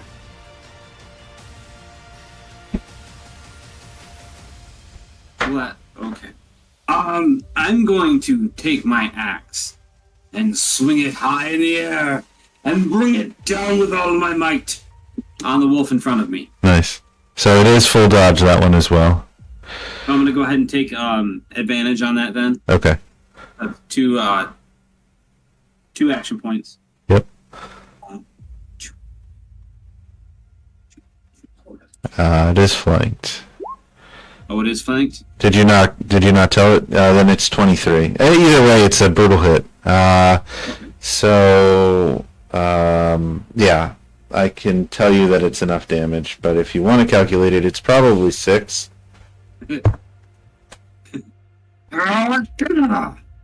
My axe just cleaves it right in half. You see it, just entrails become extrails. If you cut it up too much, you're not going to be able to make a cloak out of it. No, I don't think he's thinking about that right I'm now. raging, and then I'm going to take my shield that I have, that I found in the town, and I'm going to throw at the other wolf. Alright, that wolf is also full dodge, so... Yes, so I have 2 yeah. action points, so I'm going to give myself advantage on that as well. Cool, and it's dual Wait. wielding, so no disadvantage for that, yep. Okay, there we go. So that's just advantage. Boom, boom. I'm going to go ahead and attack with the shield. Advantage. Boom, boom, boom. 12 hits. Huh? 2 damage? Yep. Or is rage damage only on melee? It's only on melee. Only on melee attacks. Yeah, you're correct. Yeah. Yeah, you clobber it with your shield. Claudio, well, I know you have coach's ear some. I love the current barbarian that it can cast spells while raging, and I think that's something that people would overlook. Oh, you think that? Yeah. You know, how many DC tips need to remind you that this isn't D&D? That's my point of view.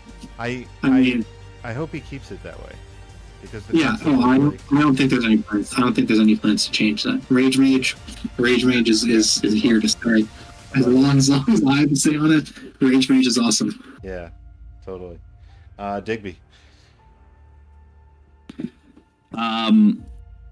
Digby is probably going to attempt, I think, minor action to Angela just to say, are you alright, or should I get the wolf? The wolf, I'll be fine. And with that, it is certain. I think it's going to be everything in one attack, if I'm not mistaken. Yeah, it is full dodging, just a reminder. Yep. So attack, advantage, Yeah. corrode. Okay. Mathematically, very good. One attack Yeah, with advantage and corrode. Yeah. I would say with Brandon, the advantage is really good on barbarians. The +1 power attack is typically not as worth it as just giving yourself advantage, especially when you got rage. Just make sure you hit. Yes, I agree. Claudio But one of definitely those knows are- the math. But you know, sometimes you just want to try to hit really, really hard, and you just want to put power attack. Well, advantage One of and those- power. Bank it Yeah, together. one of those advantages is going to be cut off because of the full dodge, so really it's only one advantage, Yeah. right? Yeah, but that's actually the Yeah. highest value AP for advantage is removing disadvantage and giving advantage. 12 hits, 2 damage. Yep, and corrode. So physical save. We'll make that physical save. You have bloodied him, and his physical save. I think it says something that I've been He the saves. forever team. I've been the forever DM too long, and I've been playing 5e too long, because as soon as Digby said minor action to ask if Angela's okay, my instinctual mental response was, "Oh, you should get inspiration for that. That was a character moment." Like mentally awarding inspiration. Oh. Okay. Digby, you spent all 4. Angela? Okay. Angela is going to intimidate the wolf. Okay, cool. She's going to use the intimidate action against the wolf, who makes a charisma save to resist it. Get on out of here. He's intimidated. So yeah, barely, but he is. And then she is going to take a stab at the wolf with her spear. Actually, the wolf is full dodging. She's going to step back away from the wolf. She's just moving. Is the wolf going to take an opportunity attack? He has disadvantage because he's intimidated. It will, and it will attempt, it'll add prone. See if it can knock you prone Okay. as you step away. I will use a grip point on the advantage for the prone. Okay. Am I within one space? That's a good question. Of me, maybe, probably not, because we were both flanking the wolf here, and neither of us moved, so Okay. I think we're too far. I will give you that critical save. I think with disadvantage, it still hit, though. It But- does, in fact, still hit. But you do save. and- It tries to grab your ankle, and you manage to get away. Yeah. And I am now well bloodied, which means you kind of see, like, as I kind of get closer to this kind of almost near death state, you kind of see like my aura radiate a little bit stronger, and something about me kind of seems to be empowered. I'm like, don't worry, I'll be fine, Digby. And I kind of step back. I'm gonna kind of measure this out. I'm gonna move as far away as I can. And I will shoot with my last 2 AP. I'm going to use 1 AP for advantage on a sacred bolt. Okay.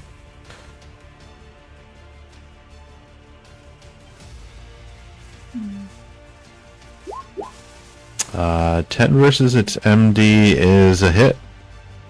Okay, it's going to take 1 radiant damage.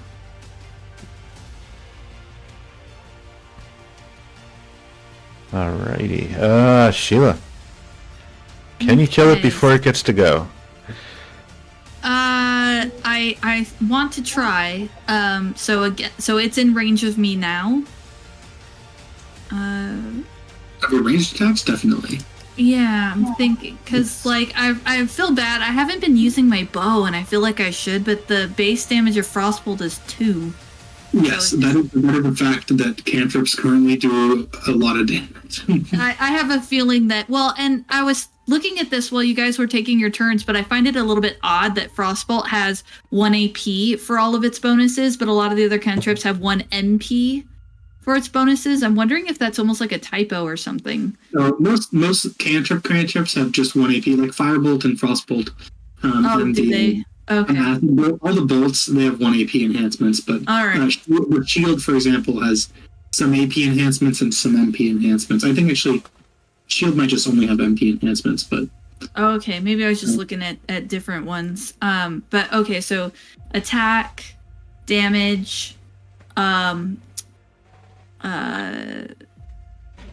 attack damage, advantage, and I kind of want to use my last AP as part of the same attack, but I can't do a power attack with a cantrip, really. It might have like a damage increase. yeah, the damage buff thing on all of the. I already used it though. Can I use it? Can I use it Yeah. multiple times? Yep. Oh, so I could do +2 AP for +2 damage. with Yeah. it. Yep. Oh, okay. Then I'll It do is that. it is full dodge, so if you wanted to roll with advantage, you would need to spend 1 for the attack and instead. then 2 for advantage. Okay. I'll do that. The advantage kind of outweighs the, because if I roll high enough, then I'll do the extra damage anyways. Yeah. Yes, Is the hope. it is true. Advantage is typically better than +1 damage. Okay, so I'm just gonna roll with basic advantage because I'm using 1 to cancel out the. Mhm. Okay. Yeah, he's dodging. Beep, beep, beep, beep, beep, beep, beep. 13 hits. Yeah. Oh, all right. Um, Well, I managed 3 damage. 3 damage. Okay. The wolf is gonna run. Are you guys gonna chase it or let it go? I feel like Finnick might chase it. Maybe? It's gonna spend I'm 4. gonna- It's gonna spend 4 AP to go 24 spaces. Yeah, no, I'm not gonna run after it. I will run after my shield though. Okay. I'll grab my Alright. Yeah, absolutely. Okay, so we are out of combat then, unless anybody wishes to track it. But it, you know that it's not what stole the food. So, Yeah. would you guys like to take a quick rest or anything before you continue on? Probably. I'm gonna drink my potion. We also have you got some rest points. Yeah, you could spend rest points. I'm gonna spend some rest points. We also have a healer's kit. You have a medicine kit. Which Digby could probably apply some medicine right now. That's what I was thinking. I was immediately going to go up to that. I could use that help now. Yeah, immediately. That's what I'm doing. So I'll take that. I'll probably spend a rest point as well. There. So Medicine. There we go. Rest points 2, right? Rest points 2 HP. 2 HP per. Yeah, and you can spend as many as you'd like. The healing potion is how many? 2. Also 2. Okay. So I'll do 1 rest point and the healing potion. Did the roll not happen? Oh, there we go. It lowered. there we go. Head out and about. Does that work? Is medicine? And you guys Does healing can hit play if you want. or is it just DC 10? Yeah, I'm gonna have to look too.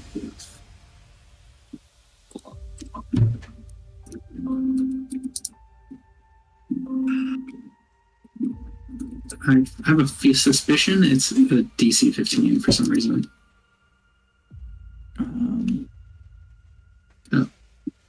The first aid kit is DC 10 for 1 hit point, and then plus So it's 1, DC 10. and then plus 5, plus 1 for every 5. Okay, I will use another rest point. Okay. And I will, I'm tracking the first aid kit.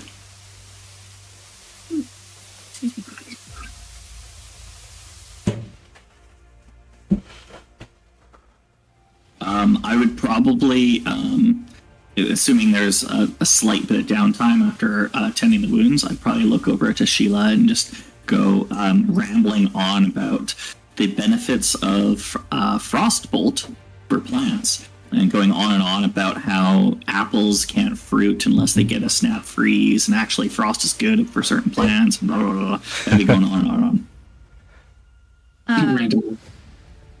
Sheila is like listening or trying to, but then you can also see a little bit of the like her mind might be elsewhere, like she's thinking about something, but she's trying to pay attention to you.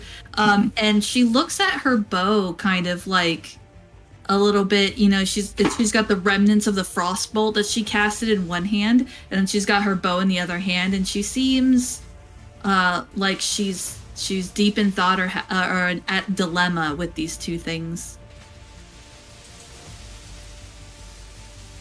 Which is like an RP way of saying that I'm kind of like, I don't know if I chose my pack weapon or my spells as well as I could have. Digby, while you're taking your quick rest, you see a squirrel up here pulling food off of this. Oh, we'll say food, but you know, off this tree.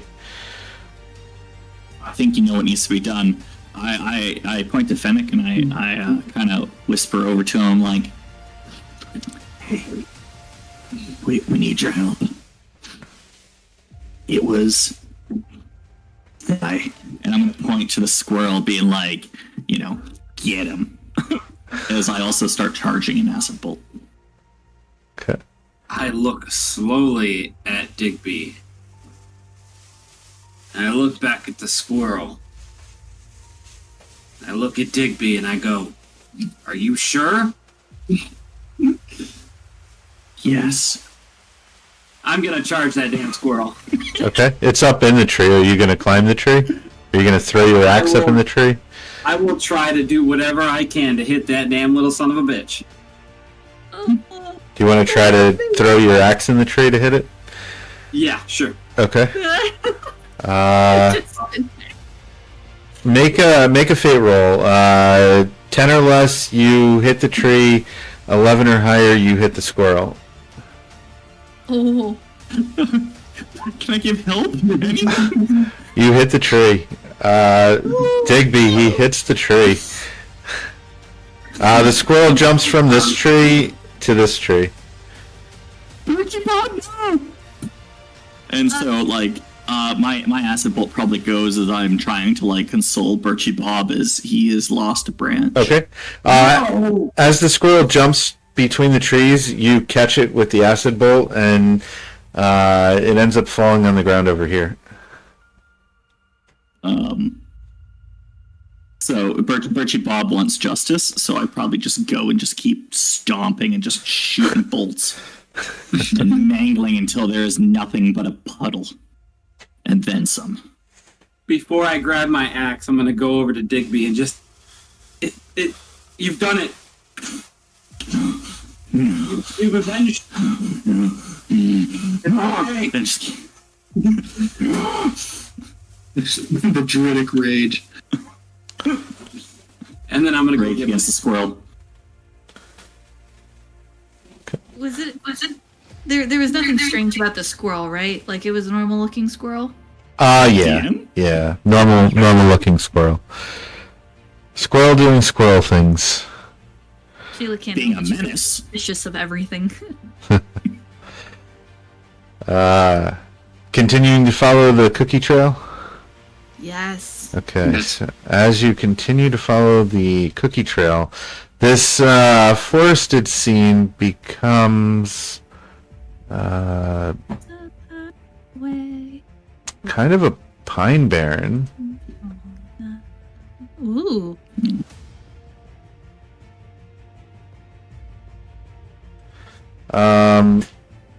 And as you're making your way, following this trail, all of a sudden you hear feel like a rumbling, and looking off to the side, you see a swarm of giant rats just flooding across the path.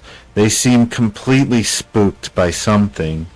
And that leads to a combat skill challenge. So, giant rats are rushing across the map.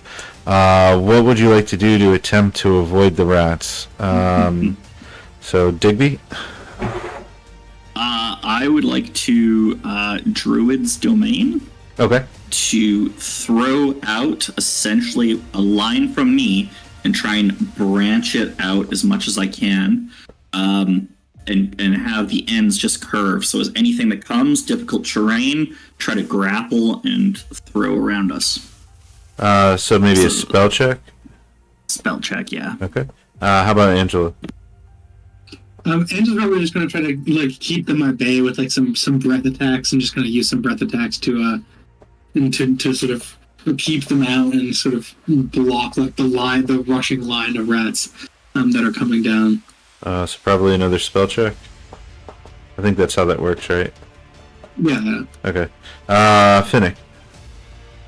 Finnick's just going to use his straight cardio and run in the opposite direction that the rats are going. He's going to try to use athletics to go towards whatever they're running from. Okay, cool. And Sheila. For story purposes, can I willingly have disadvantage on this? Sure.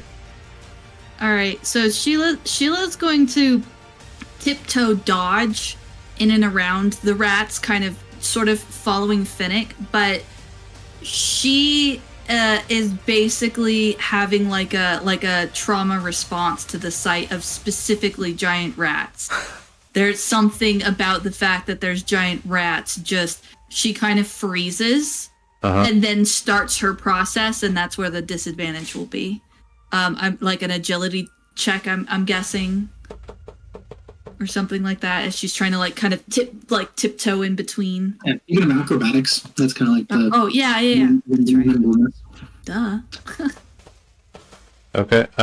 So acrobatics. So I'll tell you what. Since you are taking disadvantage, I'll give Finnick advantage on the athletics run. I mean, you could be you would have that if you were raging anyway. So to balance it, yeah. DC's 12. We could get Digby's spell check for the Druid Domain.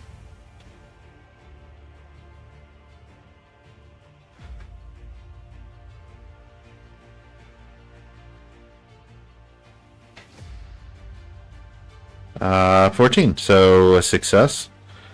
Angela's breath weapon. Digby's trying to entangle and grapple.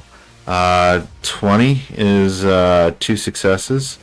You're radiant damage, right? So they just start burning up in radiant light. Let's do Sheila's agility to tiptoe first. So, or acrobatics before Finnick's. 11. 11 is a fail, only by 1. So you do take 1 point of damage. But Finnick, you see Sheila trying to acrobatically make her way through the swarm of giant rats, and she's starting to get chewed on some. You're using athletics. Would you like to attempt to help her, pick her up, carry her? Yeah, my initial thought would be to run towards, but once I see Sheila kind of getting stuck in the rat infestation, I would try to run to help her, maybe run and kind of use my shoulder and put it into her to kind of get her off of the out of the whole swarm of rats. Nice. Okay, so you have advantage on the check.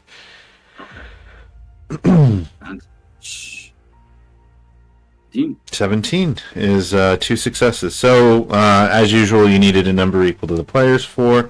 You have 5 successes, so you don't take any more damage, as would be normal in a combat skill challenge. But you do see, let's say you guys have moved up to here maybe at this point. You do see the thing that was chasing the rats. Which actually, as you dodge the massive number of giant rats, the predator comes into view. A large brown bear charges. Can you guys make a fate roll? We're all rolling it. Yeah, everybody. This is going to be reminiscent to anybody that's played The Hunted. In that regard. Oh, Digby. I love this mix of rolls. We're at 19-2 and 19-1. So I think I'm missing. Am I missing one? No, that's everybody. Okay. Digby. Yeah, the bear comes charging and it knocks you prone. And then we'll roll initiative. And it has 2 cubs with it. Oh, okay. This is why animals suck. Cubs. And the mama. I mean, the mama's large token anyway. But do I have disadvantage on initiative check? no, I won't give you disadvantage, but you are prone to start the encounter. Initiative DC is 18, so success. You guys will have the initiative. I really do like Coach's thing that he said though, where I haven't tried it yet, but he lets the players pick their initiative, so it's just, do you beat the initiative DC or not? I may try that sometime. I think it's an interesting alternative initiative system. It's like letting it play out like the monsters, right? Because the monsters do that. So just let the players. It works great in certain parties. I think it's good for parties that have played with each other before, and it's not as good in new parties, because when people know, okay, yeah, you can go first, but if you just have people bickering about who's going to go first, that's where we have a shared initiative. Yeah. So I just need Sheila's initiative. Oh, it should have come through. That's weird. Okay. I can edit. Whoops, that's Angela. Sheila. Even though we're going together, Digby is going to totally just kind of reach out, like, kind of from the ground, right? Wow. All of you guys beat the DC. And just remember that you do provoke opportunity attacks for standing. So, okay, yeah. Don't worry, I got plans. Okay. So Digby and Angela, you have a shared initiative, and then I guess it will likely be Mama. So we'll let Mama go next, regardless. Okay. 1 AP. Once per combat, I'm going to use my blinding radiance thing. So I'm going to try to do that. It is a, let me remember this. It is it's a spell check of mine. I think it's a physical save on her part. It is a physical save on her part against being blinded. So I'm going to roll. I'm rolling the Radiant Breath, but it's not really the Radiant Breath. It's just the blinding thing. Okay. Oh, let's go. Okay. So the mama bear is blinded until the end of my next turn, and then 1 AP. I'm going to grapple DK, who can willingly fail the grapple. So I can grab DK's arm. I'm gonna roll the I'm gonna roll the athletics check because technically, I can critically fail this. No, I don't. I grab DK. I'm like, don't worry, I got you. And I'm gonna use my movement to pull DK out into the back. And so I'm gonna kind of rotate him over here. So that's like one space of movement on. We'll call it 2 spaces of movement on my end, and then I kind of all rotate him one space back like that. So I kind of pull him out of danger, and that is my turn. That's a 2 AP for the blind thing, and then 1 AP to grapple, 1 AP to move. I will release the grapple on DK. Nice. So, from DK's perspective, he was just hoping for help up, and you've essentially like grabbed him like a kite and thrown him around. Oh yeah. Yeah. I got a crit on my athletics check too, so I have to like grapple you. I'm like, let's get out of here. And you blinded the bear, which was pretty epic. Pretty good. Yeah. Now on my feet. Yeah, Digby. That was my note, just in case the grapple part didn't really work out well. I needed some assurance. Yeah, I would. You know what? With the crit on the athletics, I would let you stand him up too, for sure. Okay, cool. I lift you up as I drag you. You got this. So go ahead. You're standing up. It's still your turn too, because we got simultaneous initiative. So. Yep. Minor action. I'm just gonna be shocked for a second, like I was just flung around. And then after that, kind of getting back to it. I would then like to this brown bear in particular. I think I'm going to acid bolt. Advantage, corrode. You already have one advantage because it's blinded. Yeah. Good point. You know what? We might have to change that a little bit then. So it also is already hindered because it's blinded, which means corrosion will have its +1 damage to it. The acid bolt. Yes. Okay, so let's go. Acid bolt attack. Advantage. Then an additional advantage from blinded, even though it doesn't count for the AP. 1 AP enhancement for corrode and 1 AP enhancement for damage. To add an additional corrosion damage on top of that. Okay. So I'll roll with double advantage.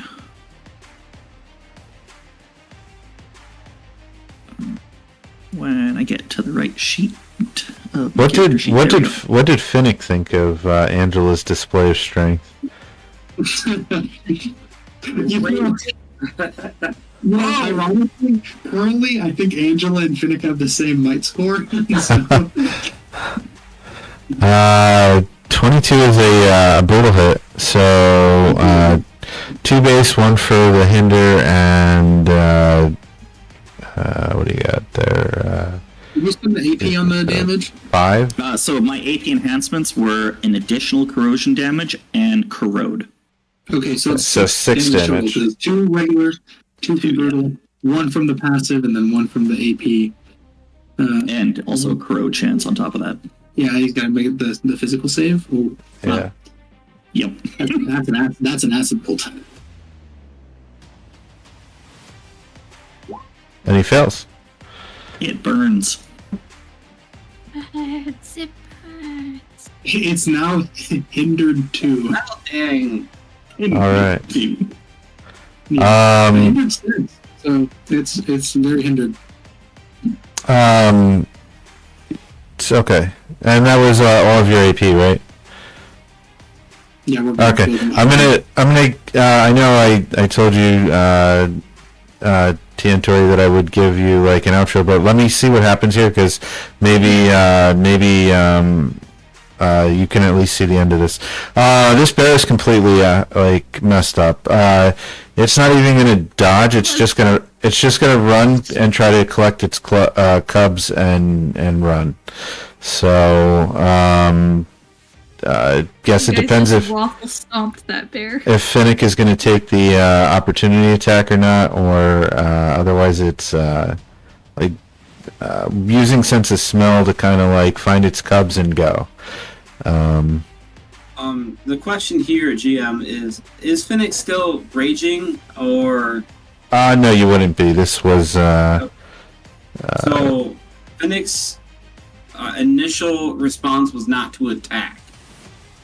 But if the brown bear is running away, he's going to let the brown bear go. Okay. Yeah. So it runs off. Is anybody else planning to chase it? It collects its cubs and it moves off 24 spaces from where it was. No, but I'm immediately going to look at Angela and be like, okay, so next time, grab by the feet. And then we can do like a spin attack where I just keep firing things, and and we're going off. And I'm like, okay, we're cooking now. She's like, oh, interesting. You explain the tactics. Yeah. So that was actually the brown bear stats from the monster pack, and then the baby bears. I used the hounds from the DC20. But yeah, you guys. That's what the bear would do, I'm sure. So, I know TnTori needs to get going, but I was going to just, well, I don't know, because you're not in combat. We could just. I mean, I have some wiggle room. I was just trying to. I don't have forever. Yeah, I can tell you there's one more combat and one skill challenge, and that is that's the end. But you guys push through that combat real quick. Yeah. Combat, I'm not sure about, but I did want to throw out a little it kind of is getting about that time. Yeah. But I want to throw out a fun story bit. So the giant rats. So Sheila is still. You guys did all that work through the brown bear. So the whole time you're fighting the brown bear, especially since it ran away, she's basically just got the Vietnam stare. And if inquired, she would finally reveal that she found corrupted giant rats, and she was nearly killed again by giant rats. But in so doing, she met an entity that is called the Pale Tree, and that's how she got her power. So she finally tells the party that there's an entity that's lending her its power, and that's how she got stronger. When this happens, you can see Finnick's eyes go from frustrated to very sincere and almost sad. And once you tell your story and he understands the trauma that you've been through, he gives you a big hug. And he just looks at you in your eyes and goes, I understand now. And he steps back. She just starts crying. It's like everything from her trying to put on a brave face about her death to her and then Finnick being so frustrated and distant with her when she got back and then trying to just truck on like there's nothing wrong. All of it just comes out all at once, and she just is just crying, and then she hugs him again. I pull out a crumpled cookie out of my pocket. And I know you can't eat it, but I anyway. She takes the cookie and she tries to nibble on it. It's just the food has nowhere to go because she doesn't have those. She tries to eat it, and then she is just she's buddy, she puts her arm around, and then they go through the rest of the woods arm in arm. She was not expecting that reaction at all, and she's just so relieved that her party, her family really didn't turn on her for basically accepting a deal with an entity for power. Yeah. So Digby is going to be happy about this, but also I've been trying to tell you, trees matter. Trees matter. They matter a lot. And I kind of gesturing to this whole thing, see?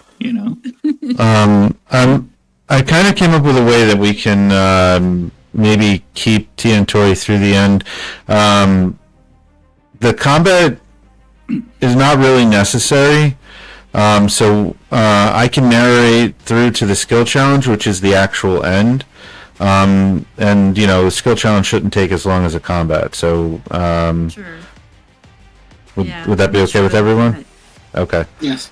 Yeah. Oh, I appreciate it. Thank you, Okay. guys. So to expedite a little bit, I know nobody needs to rest right now. The Pine Barren Trail leads to a dark cavern. You hear the voice of Papa inside the cavern. He sounds like he's arguing with someone or something. As you rush forward, you see Papa surrounded by small bipedal dragonkin. So I'll switch to that map. Whoop, I need to move myself. So it was supposed to be a combat with these 5 kobolds.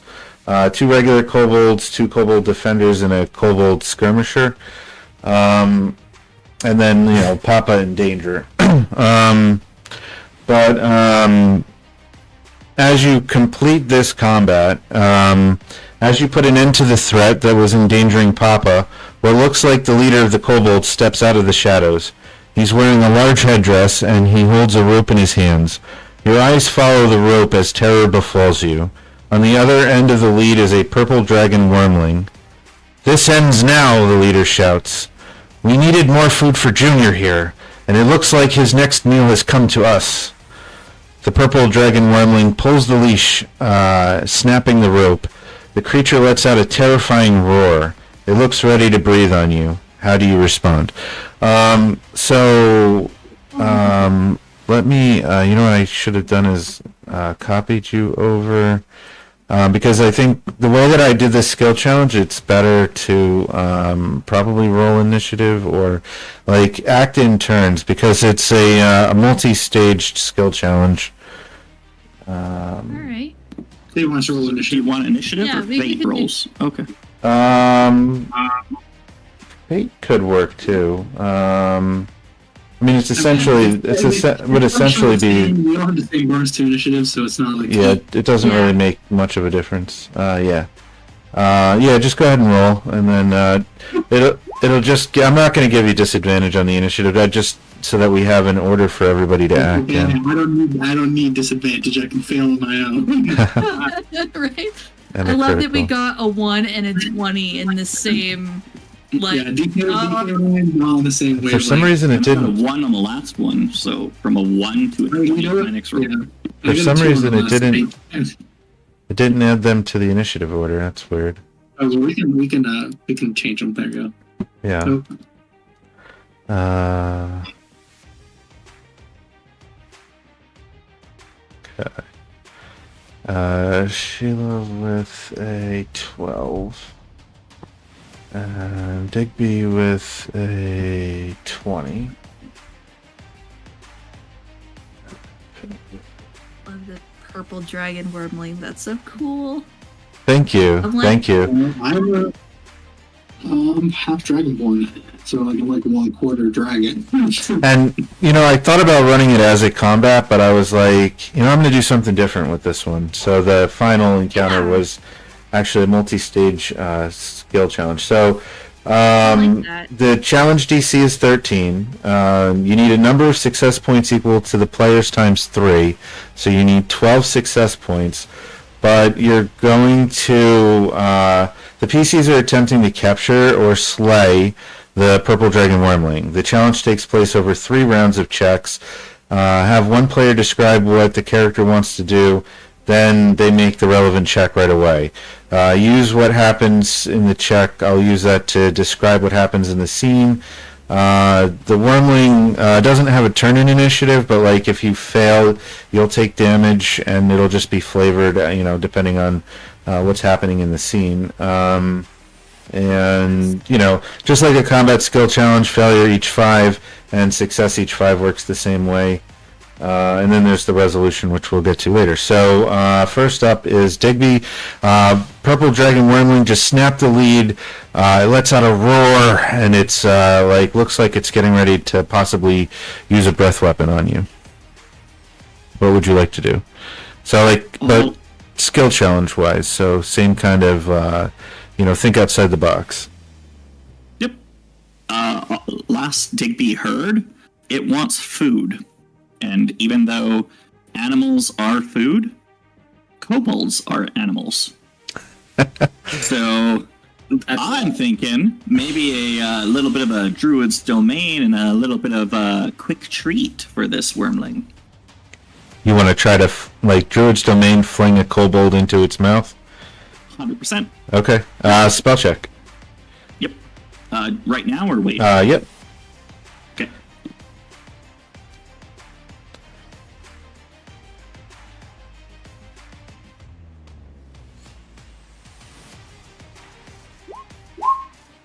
Six is a fail.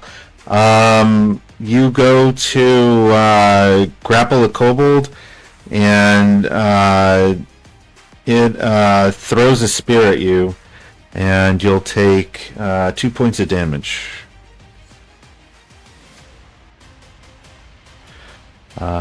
Sheila.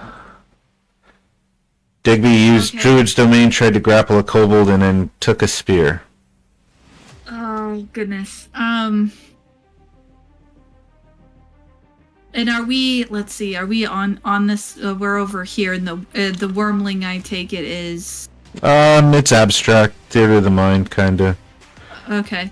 I'm just trying, we're basically just directly in front of it, and it's about to breathe on us, and, Yeah, the map and move, nothing's very specific as far as that. It's, abstract. I have 2 MP, technically. Mm-hmm.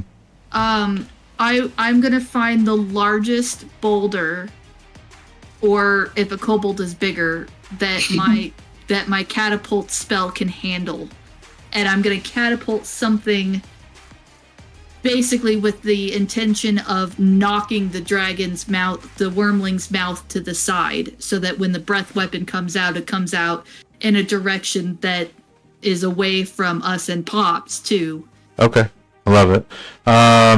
So spell check, and just like any skill challenge, I'm not charging you mana, so you're just trying to beat that DC of 13.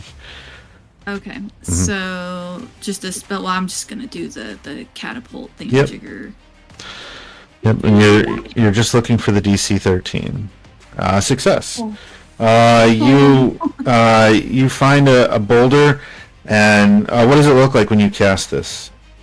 It's just like pure force. And so she's gonna kind of quick scan. That one looks good enough. She's going to point at the boulder, almost like a teacher with a student, just like you. And then the boulder's gonna shake just a little bit, and then she's gonna flick her finger up that way, and the boulder's gonna go flying.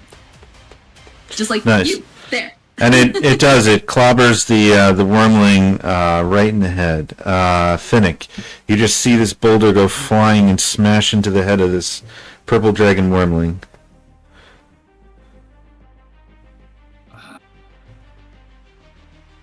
I'm going to rage. Okay. So that's an action point and a stamina. But and then I'm gonna, I guess, go up to where. I guess, how far is it? Where is it at? It's all abstract, like any skill challenge. So it's not like even charging you an action point to rage. Just flavor. You rage, and it's abstract theater of the mind. So if you want to run up to it and do a thing, or yeah, I'm gonna run up to it and attack it. Okay, cool. So you can make an attack check. Absolutely.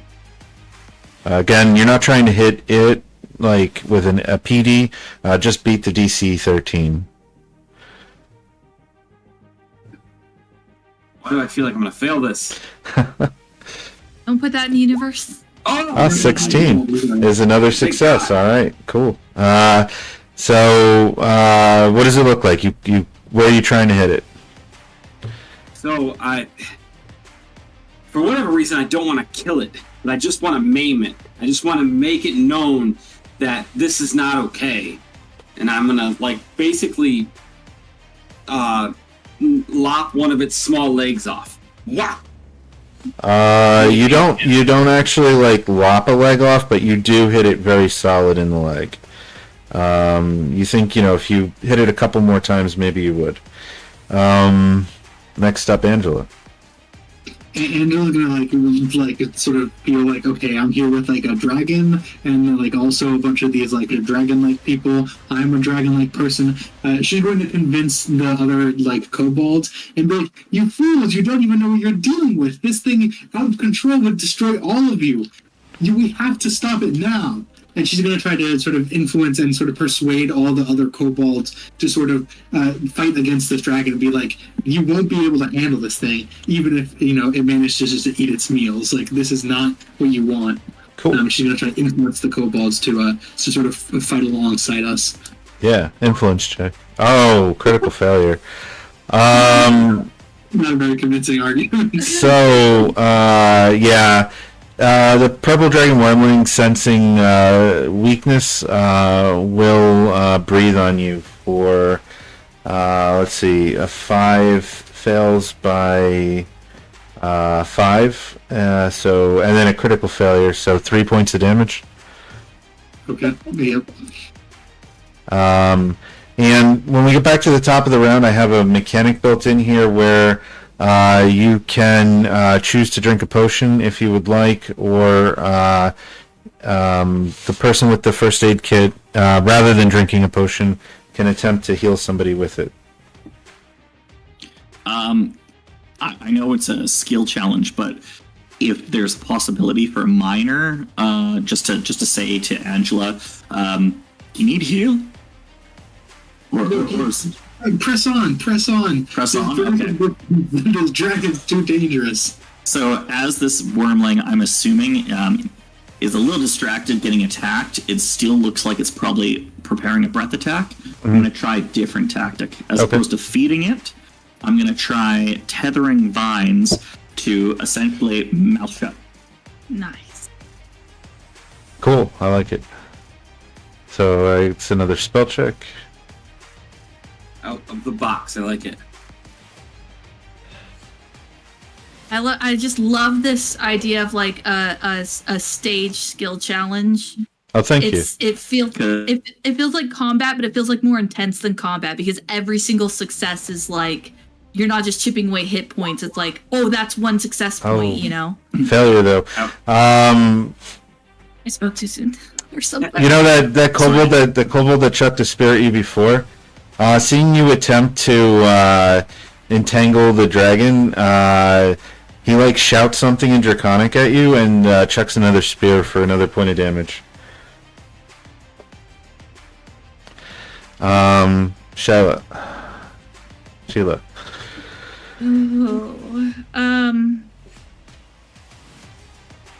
Well, I did manage to get it to turn its head.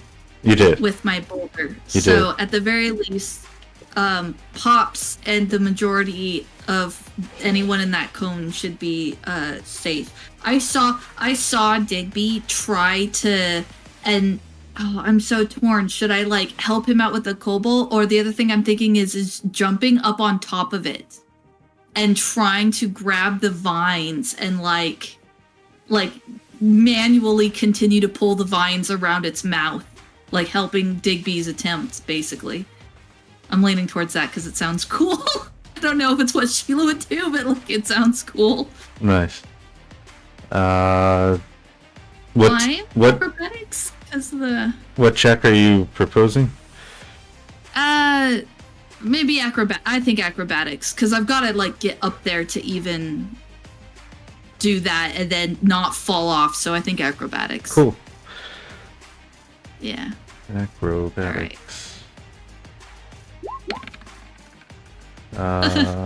Failure. Not as great as you.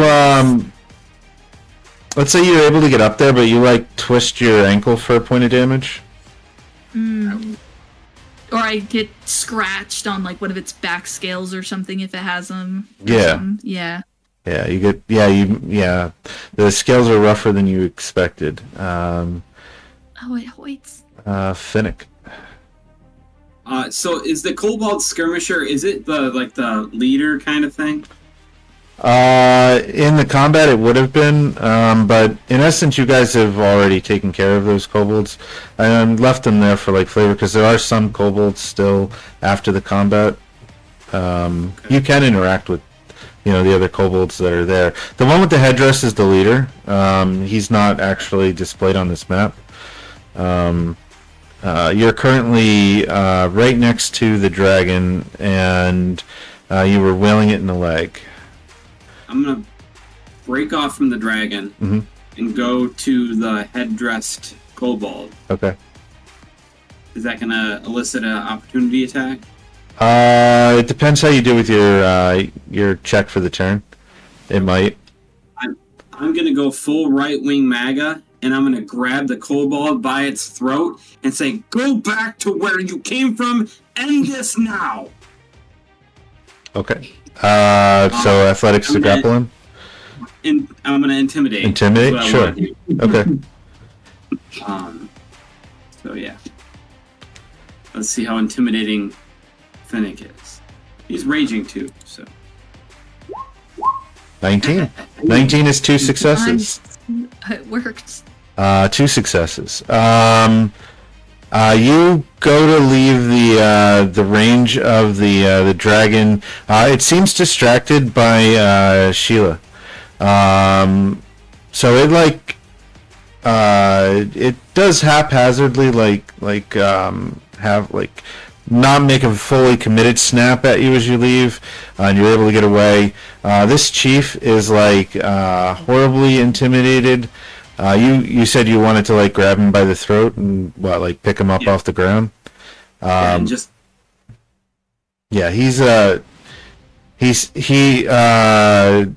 starts freaking out in Draconic. You don't speak that, or do you? I don't know. You could tell that he's visibly and emotionally upset. Angela, let's say you're probably close enough that you can pick it up. Do you speak Draconic, I assume? I don't because I'm raised by human. Oh, okay. All right. You know what though? Squeezing that neck. You know what though? Draconic is normally a DC 15, right? Sure, yeah, I can do I think a so. language check. Do a language check, but the DC's 20, so it'll probably be not very likely, but. It just let me. Oh, it lets me do this. Okay, I'm doing it as if it's a. Yeah. You're not really sure. I've only rolled that once. I rolled a that one on the initiative. I rolled a that one on convincing. I rolled a that one on language. I don't understand. I wasn't raised by dragons. Well, Angela, maybe you couldn't pick it up because it's your turn and you needed to do something else. I was too focused. I was like, you know what?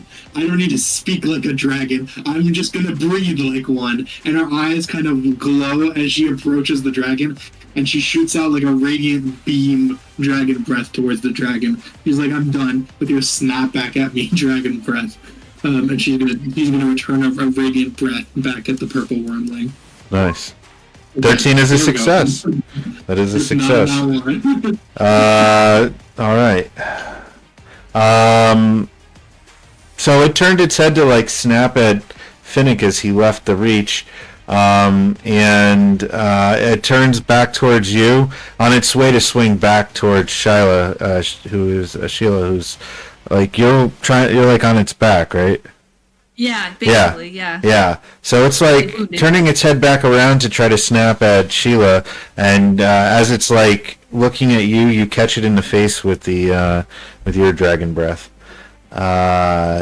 So top of the round, if anybody wants to drink their potion, or Digby Can I shout? is probably by himself and is the only one with the first aid kit. So, this is just at the top of the round. You could fail so badly that I didn't want to kill somebody in a skill challenge. So I wanted to make sure that you had the opportunity to heal in between each round.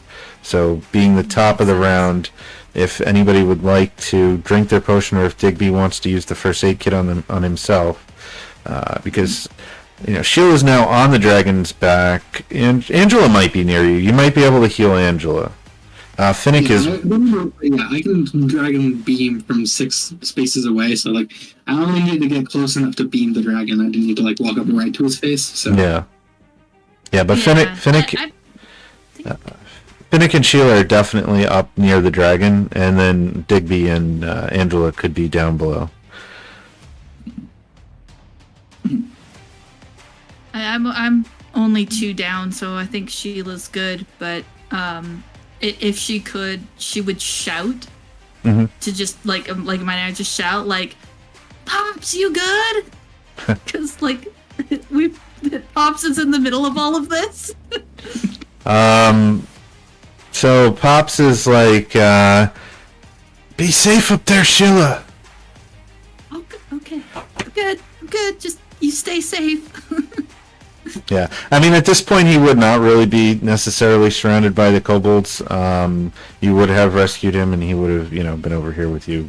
But Okay, it's somewhere safe. Yeah, I just wanted to throw that out there. It was like, where's Pops?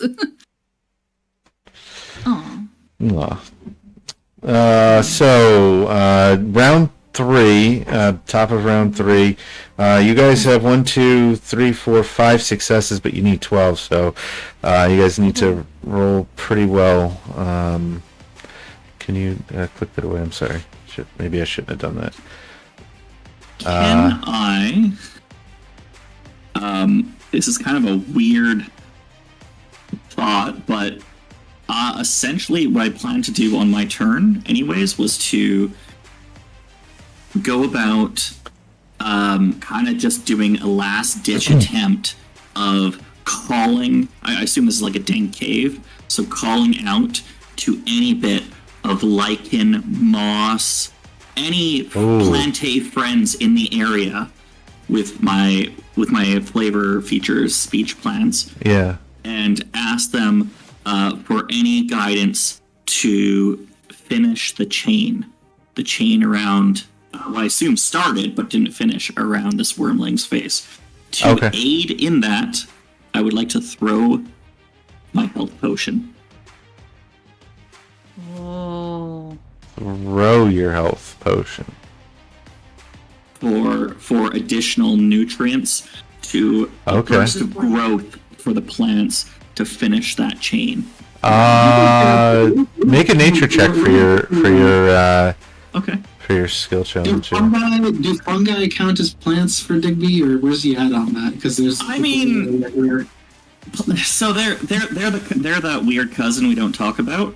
They're here in the cave. This is it's like fungi are the split between animal and plants for Digby. So it's like you're half there and half not. But I mean, Digby, this could be character growth. Digby would totally be interested, perhaps, about if fungi come to his aid. Maybe some fungal assistance. Yeah, that's 2 successes. What does that look like? You throw your health potion. So Digby goes. He's grabbing the health potion. Beforehand, he goes in every tongue he can think of when it comes to talking to plants. Anybody, essentially, he's just screaming out. Probably for everyone else, incoherently. Maybe for one of you. Yeah, as he goes, and tears in his eyes. He's just, assist us!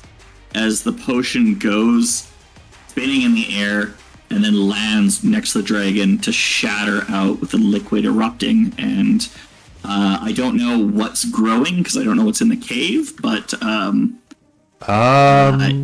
moss starts to climb its way up the dragon's feet, and he's like trying to like move his feet to like not become entangled by it. But it seems like it's starting to work. Sheila?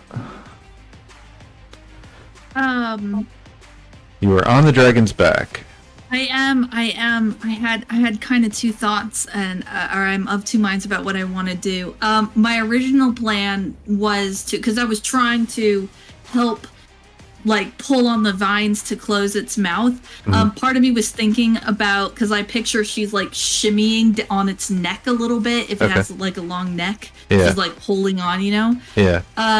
I figure she wants to try and like get a hand to the side of its mouth, and I was thinking about casting a frostbolt down its throat. Okay.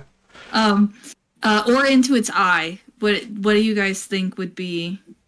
I mean, I guess it's casting a spell. Our eyes, because I'm already kind of blinded it a little bit with like the radiant light, and DK is kind of like trapping its mouth. Yeah. Yeah. So we it's currently like trying to turn its head to like snap at you, and it's like stomping around trying to, because like moss and lichen is starting to climb up its legs, and it's like getting stuck to the ground kind of. So that's the scene. That's where you're at, and you're on its back. Right. And so you said you thought maybe I should do the eyes. Yeah, because I already did like a radiant shot in its eyes, and then. Yeah, so basically, like, it's kind of already hurting in that area. So yeah, I'll do that, because basically, as its head gets towards me, I just want to take the opportunity for like point blank, like, the frost orb, and then like just shoving it right in its eye as it comes towards me. So that's just a frostbolt attack check. Yep. Cold hand to the eye. All right, let's go. It's like when snow falls down the back of your shirt, but worse. Oh, critical failure. What is with our we were doing so well too. 4. Nature. So it's not failed by 10. So it is 3 points of damage as it does manage to get its head around and bite your hand as you went for its eye, but you misjudged. Stuck your hand into its mouth. Finnick with that one kobold still kind of hands around the throat. Nobody makes mother cry on Thanksgiving! And I throw him to the ground and I stomp on his head. Okay. You want to make an attack? Yeah, sure, why not? Okay. Let's do that. It should just be an axe attack, it's fine. We'll just flavor it a stomp. Come on, baby. No. Oh, the dice are not in our favor.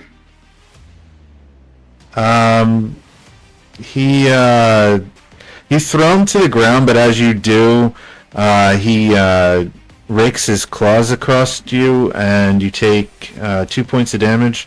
And then you go to stomp on him, and he kind of like rolls out of the way, but he rolls towards the dragon also.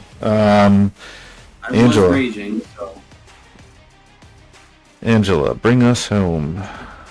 Yeah, well, we'll see about that. Historically, not that good at this combat. I'll continue. Like, my eyes are still glowing bright. In like the slight kind of like sort of dim lighting of the cave.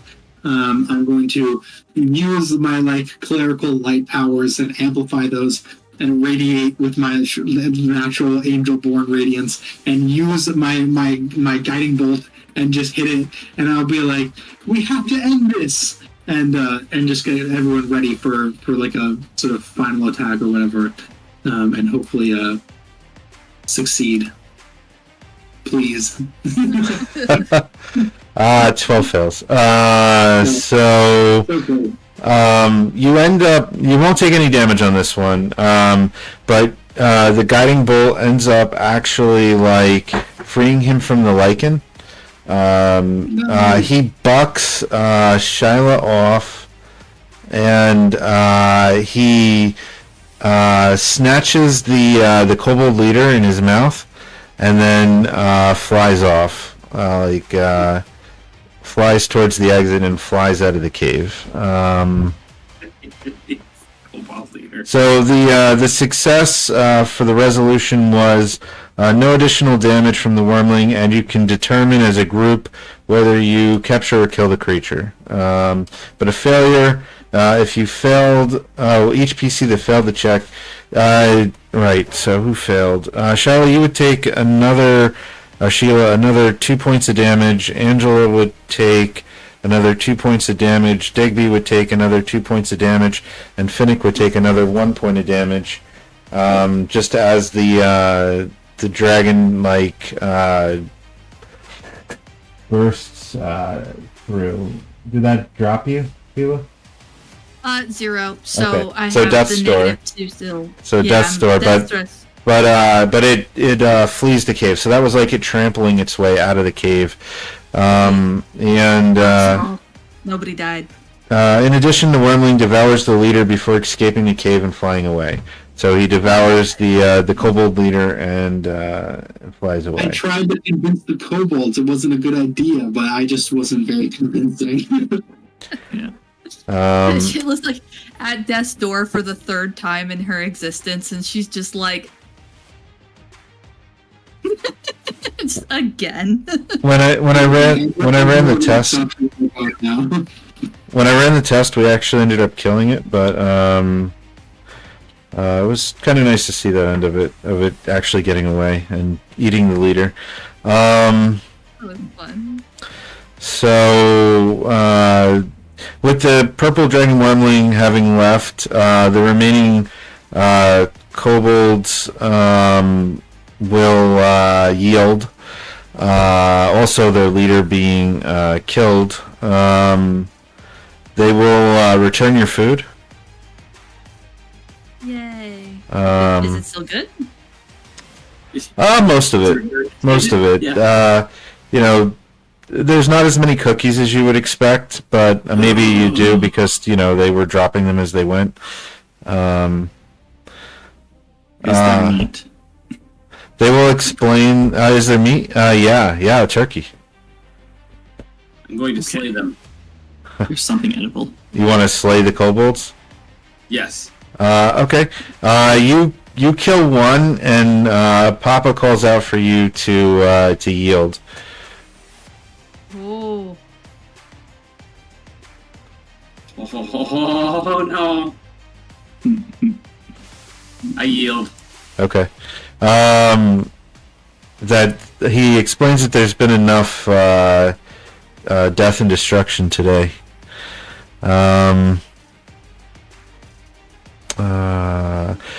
The kobolds will explain that they found a large purple egg. They were intrigued by it, so they brought it back to their lair, and when it hatched a purple dragon wormling, they decided to try to raise it. But it grew quickly, and it needed more food than they could provide. So they struck out looking for more food, and it led them to your farmhouse, among other locations. But they do agree to return everything that they stole. Did they ever think to just ask?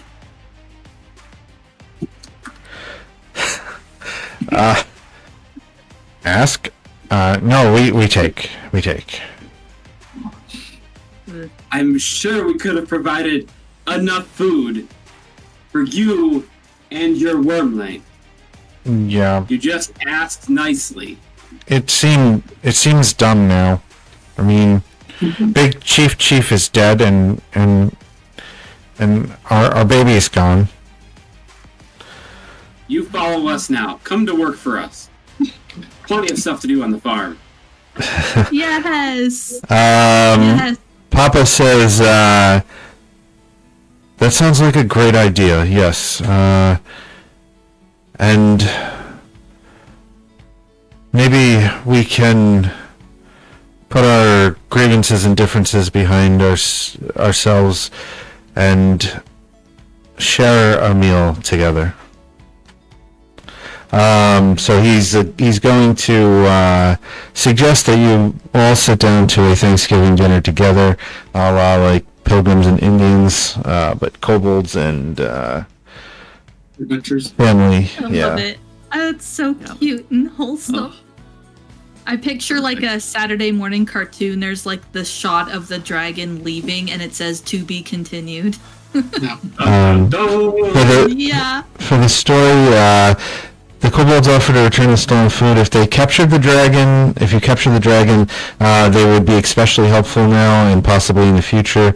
If the dragon was killed, the kobolds will still return the food, but they'll be solemn. If the dragon ate the leader and escaped, the kobolds will still return the food, but the dragon may be of concern in the future. As you make your way back home, you look forward to spending time with family. You are excited to talk about all the things you have been learning. You did not realize how soon you would have to put those skills to the test. And you enjoy a lovely Thanksgiving dinner with the kobolds and your family. Yay! Awesome. Thank you. Yeah, we kept TnTori a little bit past her bedtime, so. Yeah. A little bit, but it was worth it. That ending, I do appreciate you accommodating Yeah. and helping out with the combat, because the combat would have made that even longer. Yeah. Yeah. Yeah, I do gotta get going, but Okay. that was a ton of fun. Thank you so much for having me. Yeah, thank you. Technical issues, all of that to this. It was so much fun. I love it. I love the bit with Finnick. Oh, that was so good. I loved it. All right, Yeah. I'll catch y'all All later. right. Thank you, guys. Bye. So outros from everyone else. I guess we can start with Claudio. Oh yeah, sure. Claudio Wild, at DC20, baby dev, and yeah, you can find me on the DC20 Discord and ping me and bug me about it all the time. Or watch my YouTube videos at Claudio Wild. I don't know if that's in the description or something, or somewhere. You can find the @ in the description for me. And I do a bunch of informative DC20 videos, getting deep into the mechanics, and recently started a series going into the DC20 math. If you want the nerdy math stuff, watch them. If you don't, it's okay. I won't hold it against you. Toother. So I, not technically a YouTuber yet. However, I am starting filming for, or I've already started filming, I should say, for Voyage of Legacies, which is a sandbox/narrative adventure that is hopefully going to be released here probably early January. Possibly late December, but based on some scheduling conflicts, probably early January in about 2-hour long videos uploaded weekly. And Brandon? Brandon with Bardic Aggravation. First of all, Gary, thank you. I appreciate this opportunity to hang out and play this game. Yeah. Really fun. Bardic Aggravation puts out videos on DC20 comparing with D&D and how DC20 can kind of be better, in our opinion. I mean, As well as we have something coming up very super special. Very special. You'll find out more tomorrow. ooh, So keep a lookout on our channel for that. fun. Yeah. Well, I definitely will be. I want to stump quick for TnTori since she left and didn't get a chance to outro entirely. But she makes good DC20 content as well. And her video on like the action comparing the action economy to like sandwich toppings was really helpful for newer players, I think, who kind of have analysis paralysis with all the options that you have. So I definitely recommend checking out her videos. Gary with Roll With Us DMs. So we run professional DM games on startplaying.games. So if you're interested in playing in any of our games, you can find the information in the description, and or we have it out there. Roll With Us DMs on Start Playing. So the trilogy of these one-shots would culminate with Christmas Chaos, which I have not written yet, but I have a couple ideas.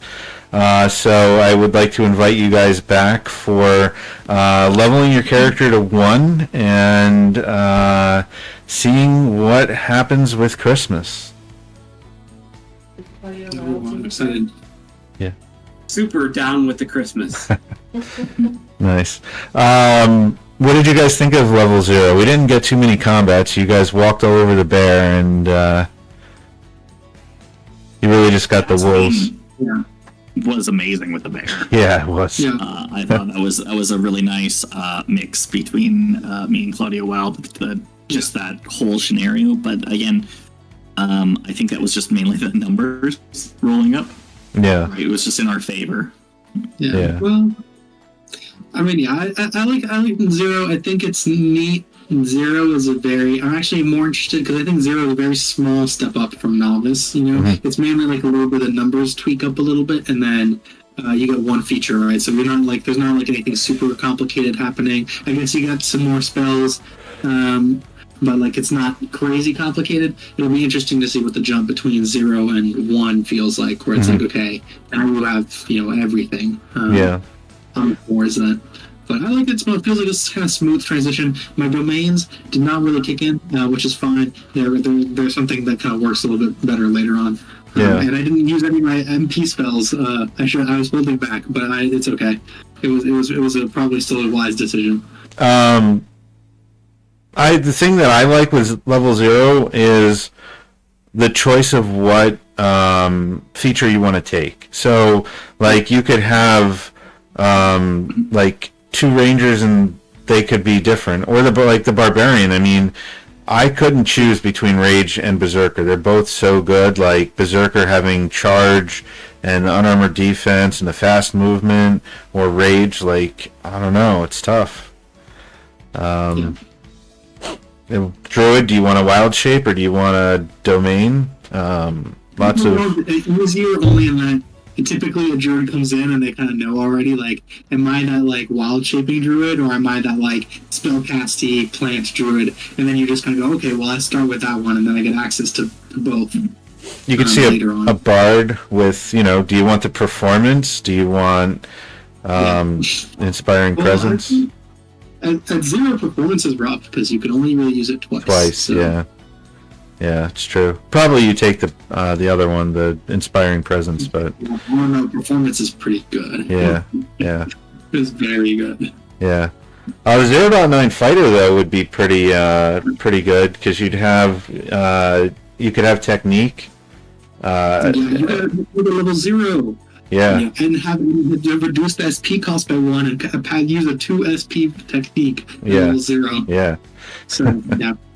Very, very strong. Yeah, I did actually get to play 0.9 fighter at the convention, and it was a lot of fun. I'm going to correct you that it's called champion now. Champion, right? Champion. That's okay. I'll have it that hard. But I got to really showcase the system, which was nice, but from the player end, where like I was analyzing creature a lot because I was an intelligence-based champion, and then I was taking the help action to help other players and parrying for them and things. So it really got to showcase that teamwork aspect of the game. And then that combat skill challenge in the end. What did you guys think? I thought it told a really cool story. I think it's interesting. I think it'd be interesting with those phases to have it where each round is like a different thing is kind of happening, right? Yeah. Like I have the idea of like with the water levels rising somewhere, you stop the water level and now you got to do something else, and each round is just like a separate stage in the progression. But I also like this one where it's like you're kind of chipping away at it a little bit slowly. Yeah. I also saw Coach put out a video today that was skill challenges. I want to check that out. It's a clip from a stream, I think. So it's if you're watching all the streams, I think that's something taken from that and posted up to YouTube. Okay. All right. So it was still a good video. Yeah, it's still a good video. He does those like during the stream. He's like, okay, I'm gonna make sure this is videoable. So the thing would be a date. We'll do it off stream. Yeah. Yeah, it's probably best if we can do it after Christmas though, which is maybe too late, but maybe it's fine if it's as long as it's before New Year's. Because the closer we get to Christmas, the busier we are. Yeah. Okay. We'll have to kind of sort that out in messages because I might not be in the country during that time. I will not be in the country during that time. Okay. But I will. I'm going to coordinate. Is this something we want to include on the stream, or should we close the stream first before talking about dates? Yeah, we could close the stream. All right, everybody. Thank you so much. Thank you. Thank you.